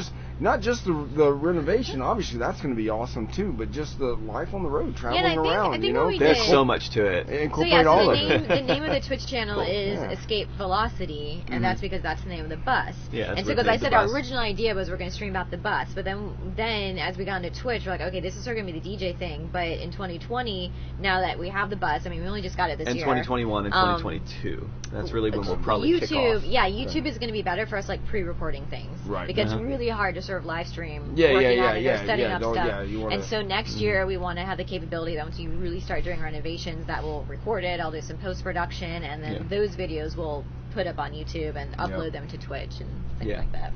So between doing videos about, I guess, the lifestyle of this, because I mean we love it, and I think there's more people in our world of underground dance music that have thought about this and haven't done it than we might think. If we can inspire anybody else to do it, I'm happy about that. We didn't finish. What about? Sorry, go ahead. Sorry. So real quick, it's basically a way to hook up traveling artists with promoters who maybe don't have a budget to bring in talent that's 5 states away. Well, hey, I'm going to be in your area anyways. So the promoter, the venue owner, they don't have to pay for travel or lodging. You're already there. Yeah. You're more likely to get paid, and you end up with gigs. And basically, we built this whole service. I designed everything, built the site out, and the core of it is you've got a big map, and if you're an artist or a performer of any sort, there's a pin that's green for you, and it shows where you're going to be and how long, and then there are red pins for event promoters and nights. So is this an app I can get on my phone? Yep, you can load it up right now. Well, it's not an app yet, it's a website. Not an app yet? Yeah, it's not an app, it's a website. Well, I've built it out mobile. So it's mobile capable. Gotcha, Yeah, it's not an app yet, but it's a website. BeatDrifters.com, and that's so alongside what we do with Straylight Music Group is Beat Drifters, and those two things kind of combine together, combined with the bus and our life and Twitch, and that's kind of like the 4 pillars of everything, where we're headed and what we're doing. But so that and he was a part of it. One last thing. Dan is a friend of ours, but he also built out the website. Yeah, it's very much. It's free right now. We're not charging anybody for it. Yeah, so it's just a way for artists and promoters to connect. Yep. And it's music of all types, not just electronic, or not just music. Yeah, we got a dude out of Seattle on there who's he's basically a griefer. That's a performance artist. I forget what he does. He's like the angry sponge. I forget what is his name. We have some wild characters on Beat Drifters that are really fantastic. We've got situational comedians, fire performers, comedians, all manner of stuff. Live and painters. People. At festivals. There's quite a large DJ community because that's our bread and butter. The people that we know and a lot of people who we knew also think about that we can network with right away. Yeah, so it was all DJs that The reason we decided to do it is because every single person we talked to has already said this idea. It would be really cool this is giving me a whole idea for my podcast and everything. Is that if I come up and visit you guys, use Beat Drifters to get a round table of artists and performers and stuff together and do a podcast. I like that. That'd be I like cool. that. It's the whole purpose of it. I'll use it. I'll promote it, man. That's Chat's awesome. built into it. You can coordinate with everybody. Yeah. That sounds super dope. Super cool. All right, so you guys should be expecting me shortly. All right. Okay. Absolutely. At least within the next year before you guys leave, I'm going to come up and visit you guys. Just give us at least 30 days because we are in the middle of a move. Yeah. Oh, yeah. You got to wait a month. Yeah. It's not happening. It definitely won't happen in January, February, March. It'll be like spring or summer. Yeah, we had to put like a pause on our move to come down for the gig. Yeah, listen, I'm coming up in 120 days. Plan for it. Yes. We'll put you up on the bus, man. Okay, yeah. Cool. It's comfy in here. That's a deal. How long of a drive is it from Orlando or from here? From Orlando to there, it's 9 hours. 9 hours? Oh, that's easy. It's not when bad I drive at all. to my mom's place in Mississippi, that's 11 and a half hour. That's an all day drive. Yeah, if you're booking it, you I've have done to that stop, after, so you can do it at 9. I've done that after raving out on that. Yeah. I mean, How many times have we done the Orlando or Tampa Miami travel? Dude, for us, the Tampa to Miami thing and the Orlando to I was so upset when that high-speed train did not get the green light between Tampa and Orlando. I'm like, oh my god, you don't understand. Local politics in Florida are so so stupid. They suck. We need that connection between those two cities. We've got, We've got a bunch of asshats thinking that they're in charge of stuff. And so since you left, we have medical cannabis. That happened. That's legal. Yeah, that's right. That's legal. Hell yeah. Yes. My mom still I'm said a card carrier. She said still a pain in... Now, my mom said still sort of a pain in the butt to get a license, and there's hardly any dispensaries. Has it like changed? It's super easy. You just got to pay the money. Yeah. The doctor visit is going to be anywhere from $150 to over $200, and then I believe it's $70 or $75 to the state, which is so stupid. You don't have to pay this money to get drugs that can kill you, but the ones that'll save your ass. But to use a natural medicine, you have to pay extra for that. So they're pushing. They're on 2020. The recreational cannabis is going to be on the ballot. Good. Awesome. It is Make good. it happen. It is good, John. You know who John Get out Morgan? and vote. Yeah. Go vote, people. People don't vote. So many people are so apathetic and just think they want to sit around and complain about stuff, but they don't want to take any action and do anything. Listen, what people need to remember is your one vote. You know John Morgan, right? Morgan. Okay. Yeah. Well, he's the one that pushed for medical cannabis. He put a lot of his own money, millions of dollars into it, and he's pushing for recreational. Of course, we want it. Everyone wants it to pass. A majority of people want that to pass. There are some things about it I don't necessarily like. It doesn't let you can't grow your own. I mean, and I look at it like this. I can and I do grow my own tomatoes, but I still have to go to the store and buy some tomatoes. Yeah, because so even if I grow my own, a little bit of my own, I'm still gonna. It's not gonna be enough. There's so many different strains and variety out there. Like, maybe I'm growing this one, but so they're I really want to go not get setting this it one, up so like a small business can start. You've got to, they're kind of setting it up to where you've got to have a lot of money to get into it. Yeah. I don't necessarily agree with that, but at the same time, one step at a time, right? One step at a time. We want it needs to get legalized. And at the same time, the federal too many government, people in prison and too many people's lives have been ruined over a freaking plant. It's so stupid. It's so stupid. We all know this. Everyone can agree on this. It is retarded and it's got to stop. It's got to be over. It's time. And you know what? Yeah, it's way past time. Our generation and the generation coming up under us, it's going to happen. Yeah, it's going to happen. The difficulty. I think I was reading like the 65 and older age bracket accounts for 25% of the voting population. I mean, they have such a stronghold, and they're the ones that should come out and vote. There are a lot of older people that are using medical cannabis, and and admitting that they use it when they've been afraid to for years because they don't want to. People don't want to lose their job or get go to jail or persecuted or this derogatory mindset that's been perpetuated since freaking Hoover. Yeah, since the 30s. Way before going back to like 30s. Yes, with what is it, Reefer Madness, craziness. Oh my God, that movie so people's mindsets are changing. I've seen it in my own family with some of my relatives that used to, be so against it, and now they get it. Yeah, and now they actually use it. Hey! Oh my goodness. So yeah, cannabis 2020, go. Yes. Yeah, I don't know where North Carolina is at. North Carolina is sort of. When I lived in North Carolina, there was a lot of pot grown up there because there's a lot of tobacco farmers, and I think a lot of farmers. They have hemp now. Hemp is now legal. But on a federal level, hemp is legal. Hemp and CD popped up everywhere in North Carolina. Yes, but as far as like, I don't. Which how crazy medical is it? Marijuana. How crazy is it that hemp was illegal in the first place? Oh my gosh. The THC level is not even. It doesn't even. Isn't there? It's not there. It doesn't work that way. Yeah, it was just a trade war with other. It's one of the most amazing plants as far as what you can make out of it. It can be protein for food. It can be clothing. It can be textiles. So many textiles. Industrial. You can make hempcrete out of it. Hemp was you too can build powerful houses for out its of good. it. Yeah. Hemp scared everyone, and all the industries were like, "Oh my god, you know who it scared? It scared awesome. the cotton industry and the lumber industry. They're like, "Whoa, this they're like, we amazing. can't have that. We're gonna lump this in and call it a drug and make everybody against it." And that's basically what happened with that. So yeah, times are changing.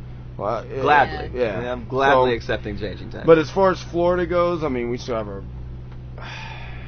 our new governor did some good stuff when he came in. He actually did followed the will of the people with medical cannabis, because originally the government was not. Is industrial up right now? Is that the deal, or is industrial already passed? What do you mean? Industrial hemp farming. Hemp? That's legal federally. So industrial hemp is a thing. That's no worries. You know what? One thing. Cultivate your land. Here's one thing that has changed is that it's making it where law enforcement can't use the I smell pot excuse to invade, to step on your rights and search your car and that kind of thing, because hemp smells exactly the same, and there's no way that they can say we suspect that there's something illegal. Why? Because you smell something that's legal. So interesting. I didn't think about that. So that's that's a good thing. But yeah, the new governor. I mean, I'm not Republican. I'm not Democrat. I follow basically whoever makes sense. Yeah. Right. Which most of them don't. I know exactly. I'm like, it makes sense about there's some of them do. There's some of the. I don't want to get too deep into politics or anything, but there's some of the Democrats. I'm like, why are you a Democrat? You should be independent because you've got great ideas. Yeah. Take why are you pigeonholing yourself into this thing? You're just afraid. You're afraid, and we're in that mindset where you've got to be one or the other. I can't tell you how many times I've made a post against a certain candidate or a president on social media, and then people automatically assume that I'm for the other side. Right. And it's like you don't even know. No, I'm for paying attention to what the heck is going on and making the decision for myself. Exactly. That's what I'm for. Exactly. And I hope that a lot of younger people can. Oh yeah, well I heard a poll recently that a lot I think they are. Well, when I was young, a lot of the millennial generation are like, we don't identify with any sort of political group. I mean, they're like, we're just like you. We're going to follow our own path. We're going to find a candidate that has a bunch of these things regardless of party, just who is lining up with sort of. I mean, did you guys see what's happening in in Paris and around the world? People are protesting everywhere. Yeah. There's like 1 million people protesting in Paris. They were marching. They were going to they want to change, motherfucker. Change. Yeah. Listen, I'm going to do kind of put some stuff together here at the end. I want to shout out to a couple people on the labels. And how long have we been going? I don't know, actually. 81 minutes. 81 minutes? Okay, we're almost there. We're good. We're almost there. Give me a little break. I'll come back. We'll chat for a bit and see where this thing goes. Well, do we want to take it? Do we want to keep rolling? You guys chat. Okay. We'll talk about production. Yes. So what? So you're an Ableton. I'm an Ableton. Ableton user. Yeah. The only I never got into Ableton. I'm a Logic guy. Okay. I've used Logic for music production. I've used Pro Tools because I do sound for film and television type stuff too. But so tell me. Yeah, so Ableton, like I said, the first thing I ever messed around with was GarageBand, which, that was years ago, so it was available on my Mac. Really, Ableton came about because he's using Ableton, and so the software was available, the tools were available. Right. Okay, I'll learn this. So I haven't really worked in another DAW, but I'm happy with Ableton. There hasn't been anything that I've been like, oh man, I wish I did this, or oh, maybe I gotta try something else. So I played around with Ableton like when it was brand new, and it seemed pretty intuitive, and it was really cool how I definitely had some cool features. Yeah.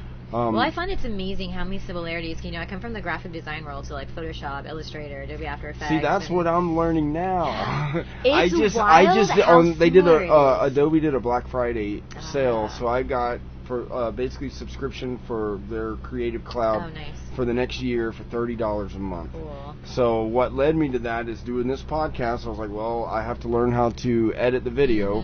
So I mean, I'm definitely not a professional editor in Premiere yet, but I've learned enough to do this podcast. But over the next year, I want to learn After Effects, and I know a lot of stuff in Photoshop, but I want to get better at it. You know? It's so extensive. It's like an A program. You first open it up and you're like, oh my gosh, how am I gonna learn all this? Yeah, I've been using with the stream, like with my channel, I actually made my own intro track and did my own intro video, and so I've had to pick up on some video production. I actually downloaded DaVinci Resolve. It's a free program, and it's pretty extensive for a free program. So as far as post production for video, I'll be using that when we do like the YouTube thing. So that I still need to learn that. Ableton though has worked out perfectly, having it be like sort of the first and primary DAW that I'm using, because it has Ableton Live, and so for me the ability to eventually do all live sets, so I'm learning that aspect of it. So it's just sort of it's been perfect for what I'm looking to do. You know, just learning the basics of it's so similar to, you know, working in an audio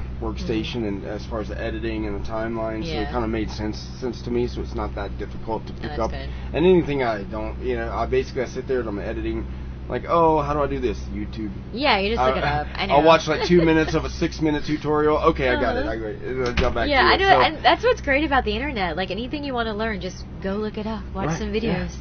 It's all in there. Like, with Twitch, that's basically how we've been learning. Just, like, asking people and looking around. Because it's sort of like the Wild West right now at Twitch. There's no, like, sort of manual or package. And that's why Twitch is coming out with their own all-in-one. And, like, it's been hard to figure it out. I had someone asking me recently what my opinion was on them taking a class on Ableton, and I told them, why would you waste that money when you can learn it yourself? There's so many videos, and then you can meet other friends that know it, and they can give you advice or show you tips.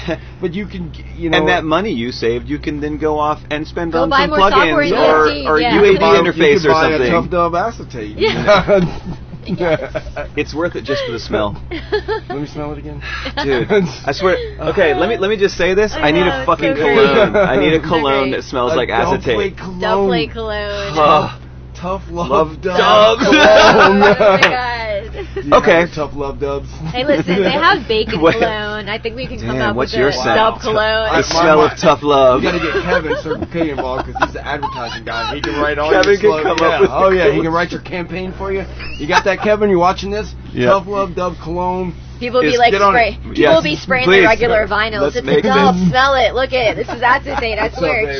No, that's how you know. That's how you know the scent of a real DJ. What's that smell? That's it right there. He reeks of dub plates. Oh my god. How many dubs you got there? You must be special. Fucking shit. Love it. Love it. Yes. I smell dub all over you. You smell like dub plate. You smell it. Damn, girl, you smell like dub plate. Nice. That's great.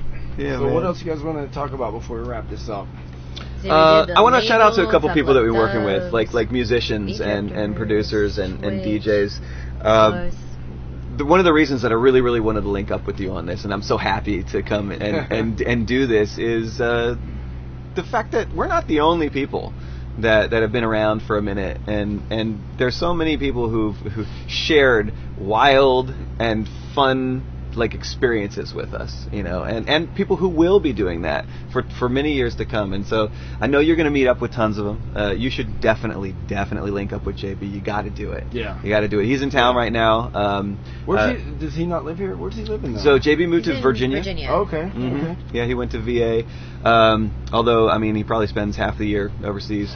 Yeah. He's hooked up with Randall Mac 2. Big the hell up, son.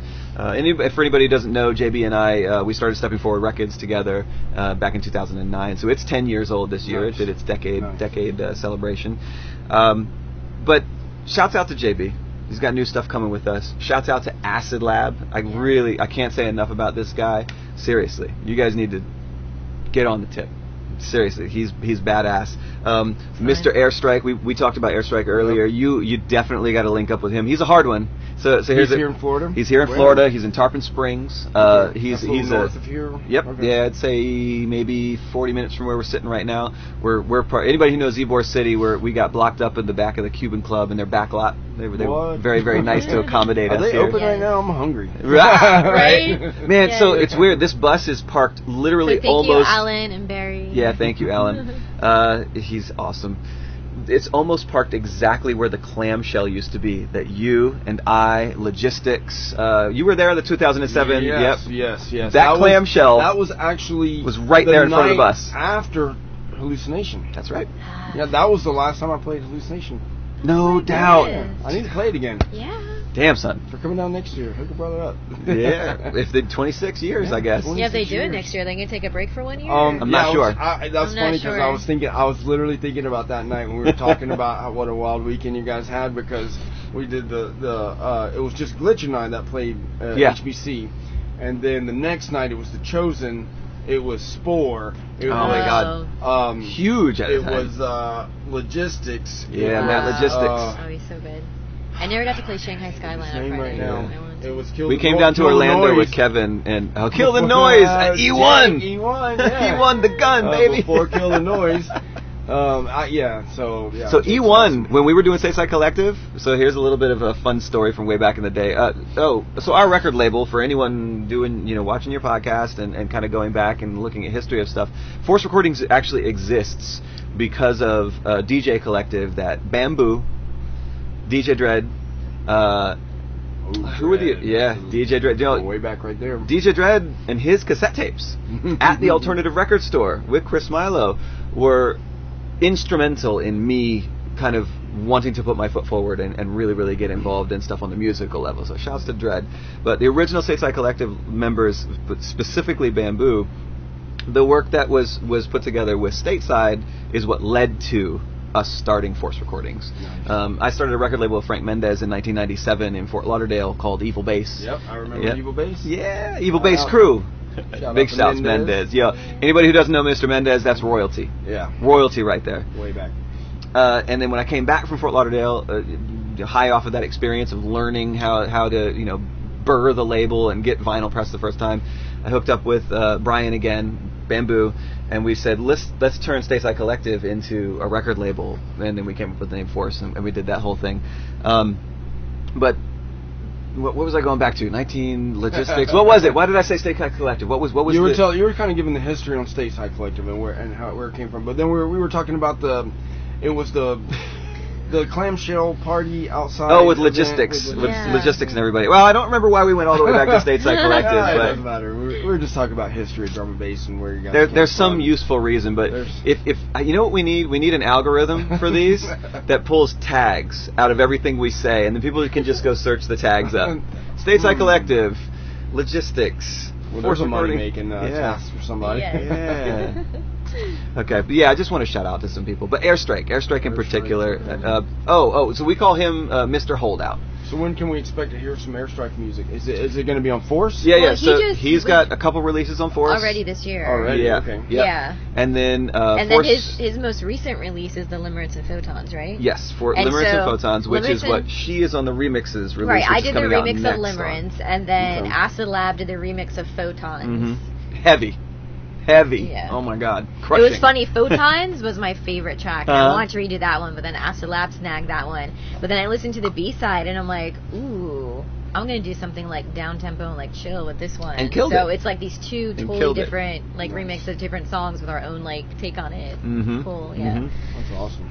And then, Stepping Forward Records hasn't really been as active recently, but I got to give love to Dan Guidance, if anybody knows who Dan Guidance is. Dan Guidance is a wonderful producer, and also Salaryman. Like, shouts to Salaryman. These are all guys who are on Stepping Forward, and Stepping Forward for me and JB was always supposed to be stepping forward, like come work with us, do cool things, release music, and then spread your wings. Right. We'll give you that platform, and you can go off and do more stuff. I mean, look at what Scott Allen did. Scott Allen from Stepping Forward ended up rolling out and doing Soul Deep Records, and he's crushing it with Soul Deep. Oh yeah, his compilations are amazing. So, Airstrike is on some of them, like him and Silent Groove done some remixes together. And Alan LM1 and the Off-World Communications label. Like we can talk about labels and people the whole time, but I really wanted to say a couple things about some super cool people that I don't think I would have the energy like creatively, I guess you could say, to keep the train running if it weren't for all the cool people that I get to be friends with and make music with and release the music of. So big love to them. Yeah. That's cool. Yeah. And that's another thing too, like with the Twitch, I was thinking like why we also started doing Twitch is we're trying to keep the scene alive. Like I said, trying to keep it going and also at the same time teach people about the origins of it. Sounds like a really cool platform. We talk a lot. Well, we talk a lot in the mix. It's kind of like, you know how Goldie and maybe the Bad Company Radio 1 shows and stuff were like, our show is very much like that. Lots of chatting, lots of goofing, jokes, we talk history. A lot. So if you're we mix the whole time. Do you record audio of your shows and release them anywhere else? You put them on SoundCloud or... We haven't put up any mix of the shows. What we do is we actually hold that onto subscribers. Yeah, so you have subscription tiers. If there's any subscriber that wants like an MP3 and then depending on what tier you pay for, you get different I guess benefits. I need to get it on Twitch and start following you guys. And you have Twitch Prime, so you get one free subscription. You know, and I always see when I'm going through my when I'm going through Prime and I'm like just going through all the apps, I always see it there. It's there. Yeah. Prime will give you a free sub, and we still get the same funding. It doesn't like come out of like our commission. You got to go see our Blade Runner special. Okay. You got to go watch. Got to go watch the Blade Runner special. Yeah, I've done up like Deckard. She's done up like Rachel. Yeah, we'll do like themed events and festivals. We have fog machine. It was crazy, man. The Golden Shrimp Crew did an 808 festival for 808 Day. Oh, our 808 Day was it was a 2-day like festival of everyone from across like the world doing these like 808 sets, and we just had so much fun with it. Yeah, wow. The 808 show was. And then Tatchit partnered up with the World Wildlife Federation, World Wildlife Fund, we WWF, and so we do every year. We did a rolling DJ 24-hour festival, and it's all for charity. We raise money for WWF. Raised a lot of money. Yeah, it's crazy. People are like, "Oh, we got a festival." Like, where at? Right here on What do you Twitch. mean we're at? Right where you right at? Here. Yeah. And what's globally. So cool is since it's because everyone from around the world, wherever you are, these will usually be like they're usually like 24-hour streams because there's enough people in every single time zone. Everyone just signs up for a slot, and so you'll have these like chains of like people DJing together, raising money for these like long. It's a very logical progression to us as well, and make no mistake. We put a lot of effort into it, but the fans who have really attached themselves to our show and to many other people's shows, and we feed off of them. They make it worth it. Them. And then financially too. Financially, like we've probably made more on the Twitch stream in the last year and a half than we have on our gigs out in clubs the 4 years prior to that. Definitely. I mean, gigs are always tough. Yeah, I mean, we've had some good years with 23 gigs in 1 year, and you look back on it, and that's a lot. That's good. But we do more in the safety of our own bus, controlled environment with all of our equipment that we love and know, with people, you end up with, on the easy, okay, I've always said, in the underground of dance music, for a local night, if there's 50 people rocking the room with you, you're having a fun night, period. Yeah. You'll have 50 people rock out with you without having to go anywhere, and then it just goes up from there in numbers, and it's just like, it's the weirdest thing, but it's the logical progression. I really do see this type of interaction with people who love this music and who are discovering this music the first time too. Yeah. And that's partially why we have focused so heavily on the core jungle drum and bass sound. That's where my heart always was. But that's what why we also want to do, because we find people who get that. I heard drum and bass before, and they might have heard something on Eat Brain, and I love Jade. It's great. Like, Eat Brain is killing it. There's so much more drum and bass. That's like new stuff. Let's go back to like the roots. I like to say that some drum and bass is difficult listening, right? And if you're not ready for it, Eat Brain is difficult listening. Yeah. So what we found people will say is like, well, I don't know what drum and bass is, but I thought I didn't like it, and I'm like, well, this is that statement so many times. This is the core, and this is what it is. It's jungle. It comes from here, and we do a lot of history. It's back in the underground. We're not playing what you're going to hear at festivals. We're back to like the roots. I've had people tell me multiple times, I don't really like drum and bass, but I like what you play. Exactly. I'm like, well, guess what? That's drum and bass. Yeah. Yes. I'm like, so we started this channel break it down, to introduce and I went through a lot of different genres in this set. Yeah. But it's drum and bass. It's all drum and bass. And we find that being able to show people an alternate side of it and then educate them about, like, listen, this song right here may sound like this, but this person who made this, because we're playing this older tune, they now make all of these other things. And you may not even have known that it was them, and you might not even like it now, but when you start to learn the progression of stuff, and you start to understand it more, and your palate changes and grows like drinking wines and learning how it goes, eventually you do end up liking that too, because you get it, and you know the progression, and you are... Yeah, we want to share and bring back the roots to people who aren't familiar with it. And the part of the buzz is not only, do we want to go around the country and, meet with people that we met, but now, we have so many fans on Twitch, and there's lots of people who, their scenes are void of any sort of music scene, especially drum and bass. Yeah. And so we want to focus on those cities. And so, we have, a list going of people who are like, oh my gosh, you guys have to come out. We don't have anything. So we want to take the bus out, do, a pop-up party for the people in the area. And they don't we have do it through Twitch with donations. And basically the way it will work is, to move this rig, it effectively costs $2.50 a mile. And so that's taking installation, maintenance, and repairs. So if we've got to go 900 miles to the next location, we'll put up the dono bar, we generate the money, we relocate our home, and then to that city and have a show. Wherever the bus is, we'll go and set up club nights and dates and things, as many as we can around it. And if there's a local DJ do it from the bus. Who's got a name in that area, we'll bring them on the bus for a week, and they'll open with us for the shows we're playing. To find local artists in the area. Yeah. And then 4 or 5 months there, next dono bar, move the bus however many miles it is, $2.50 a mile, do it again and do it again. We're like drum and bass, evangelists. A little trailer on the back and just tag along with you guys. Yeah, man. Just pull me back there, Well, we actually... When we put a bed in it. Well, the couch that we have is going to be a pull-out bed, and we totally anticipate we want... my job. I'm going on the road. You guys, thanks, you talked me into it. I'm there. Yeah. We totally anticipate we want people... we want people to come travel with us for a week or two at a time. Yeah, we really do. Yeah, we already have a couple friends that are like, when you guys are on the road, I'm taking my PTO, I'm going to be on the bus for 2 weeks. We're like, fantastic. And it'll be a lot of people that you and I know too. People who are established in their areas. But America is gigantic. It's so freaking large. I mean, think about it. The entire landmass of England is basically the size of Florida.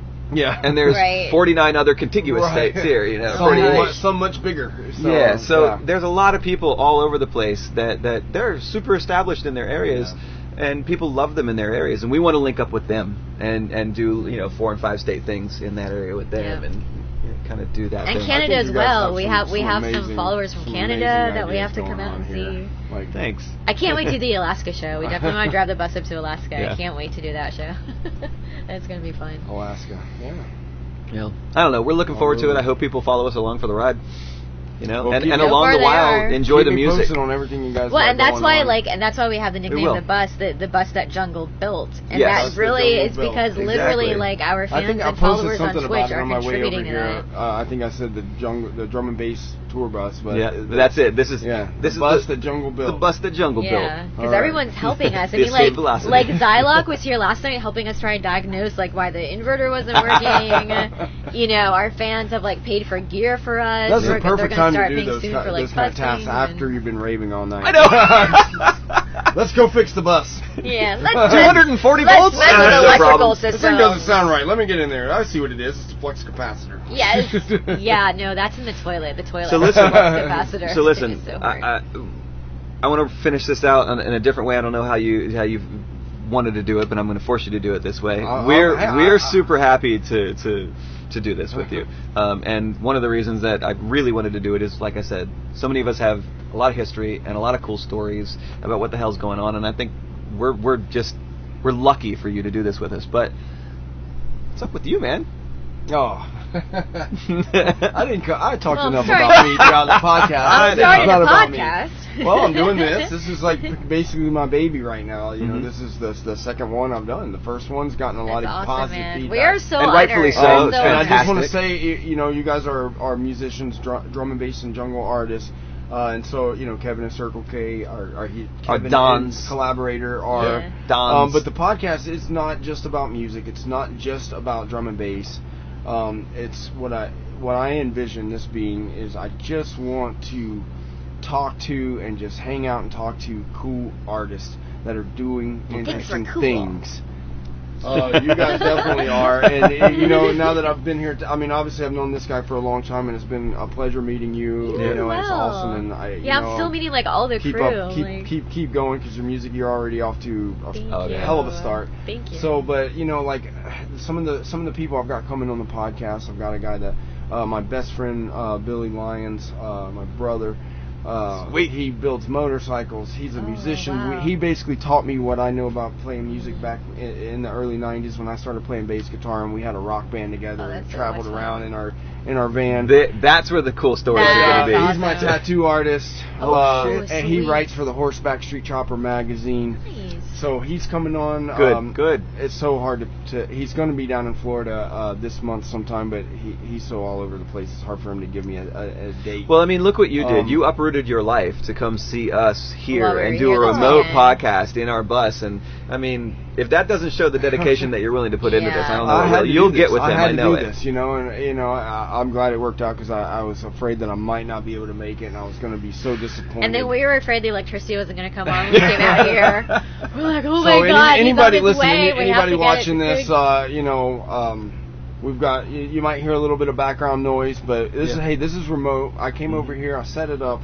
It's going to be good. I'm going to mix it. It's going to sound fine. But what else am I doing? Yeah. I mean, some of the other guests I've got coming on. I told you the audio director from EA. I've got a couple local bands that are coming on. This band called Bloodlet, that's like metal and like heavy and really, really dope. All right. And you might know one of the guys from the band goes by A1 Brothers, and he's part of the Torque Crew. Are you serious? Yes. Then I've got another band that's I don't really know exactly how to. They're a rock band. They're not heavy. Mm-hmm. And they're really awesome, called Lyonia. Okay. I've actually done a drum and bass track, which I probably should send to you with the singer of that band, and I've been sitting on it for the last 3 years. I actually licensed it to a PB Electronics commercial. It's actually been out on You got to sync on it? Yeah. Good. Good man. I just basically got paid one fee for this commercial. Okay. I still own it. They can use that commercial however they want to, but it's still my song. So yeah, I've recently got back in the studio. I've got a few new tracks in the works. I've got a whole bunch of old. This is what I was waiting for. I've got a whole bunch of older stuff that I went through a lot in the last few years, and I'm a new dad. Well, not a new dad anymore, because she's 2.5 years old. Yeah. An awesome little girl named Aurora Blue. She's got my heart. Hello, Aurora Blue. Maybe one day we will meet you. I'll show you some pictures when we're done here, because I'm surprised I haven't showed you already. Because beautiful name. Beautiful name. Oh my gosh. She's really amazing, and she comes in the studio when I'm working on music, and she wants. Bounces around. She's got her chair. She's like, she wants to sit in her chair. So she's all into the music, and we dance together. She's already making bass face. I put on drum and bass, and I'm like, let me see your bass face, and she's like, oh my God, I love it. Yeah, she's. That's why I say if my child doesn't make face. Yeah. Oh my God, that's so cute. You know, just living life, and but this is really my baby. I really want to do this, and I really want to just showcase. If you're doing something cool, if you're a creative entrepreneur, which you guys obviously are, I want to get you on the podcast. I guess. You know. Melissa from Jungala, that also owns Swirlery Wine Bar. Yeah, the she's going to do it because Swirlery, she's a wine expert. She's a sommelier. Yeah. So she's going to come over and do a podcast with me, and hopefully talk about show her some love from me. Yeah, from us. She's awesome. Yeah, they gave us a great bottle of wine. You know, this whole idea came about.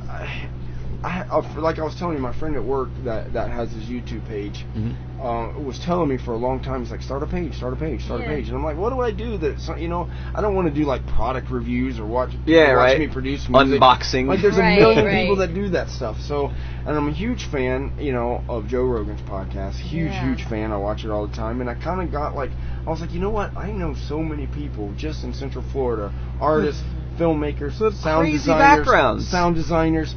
I've just been, I guess, you know, my age kind of it gives you access. It gives me access to knowing all these people and knowing you, and So what's fun for us is now we get to watch basically just started reaching out to people, and you know, this is brand new. This is my second one, so you know, hopefully, I think people are going to really like this one. I think we've had a really awesome conversation. I hope so. Hope you guys dig it. I'll try to get this edited within the next week as fast as possible and get it up. I also forgot talking about new things for 2020. We were talking so much about like our live gigs versus like the online. And we said we'd give Twitch 2 years. We're about 15 months into it. Oh, yeah. But, like, we focused on gigs in 2018, and then we sort of took a break in 2019. Something came our way, great, but we sort of, like, took a break, and then we were comparing. But this whole online community that we have, I think it's sort of really DJing. There's, like, a new thing going on in the DJ world, where it's, like, this online thing, and to the point where there's some VR systems that are really trying to create this. There's a system called Tribe VR. Mm-hmm. They're a startup in California. As soon as we get a VR system, we're going to be working with them. We've been chatting with them. Because eventually on our stream, I want to do completely immersive VR DJ streams. Yes. Where in VR, someone puts on the VR. We're not going to talk too much about this right now because it's still percolating. The technology is getting there. Yeah. We'll talk about this. But yeah, we're once we're doing excited. That. Going back really to like cool. We're not against technology. We just want it used in the healthy, right way. Yeah, you have to embrace it. We're super excited about the VR stuff. Well, guys, I think we're at a good point to start wrapping this up. I mean, we covered a lot of stuff, and I told you, man, we could talk for 20 hours. We could sit here and go all we night. For anyone who watches our Twitch channel, and we have another place to go tonight too. So you're gonna do. We got to meet up some friends who couldn't make it. We're gonna meet with Tommy Hellman. Shouts out to Tommy Hellman holding down my foundation. Jackie. Holding down my foundation drum and bass crew here in Tampa. Kano. Yep, and we're gonna hook up with JB. So we got places to be tonight too. Oh my gosh, yeah. Well, thank you guys for letting me come on your tour bus, showing me around. Thank you for coming. Much love. We love showing it to people. Always love. Very nice to meet you. I know, great to officially meet you. A1-Voodoo. A1-Voodoo, yeah, man. Sensenet. That's cool. Awesome. Be on the lookout. Much love, brother. All right. Thank you. Wrap it up. Heck yeah.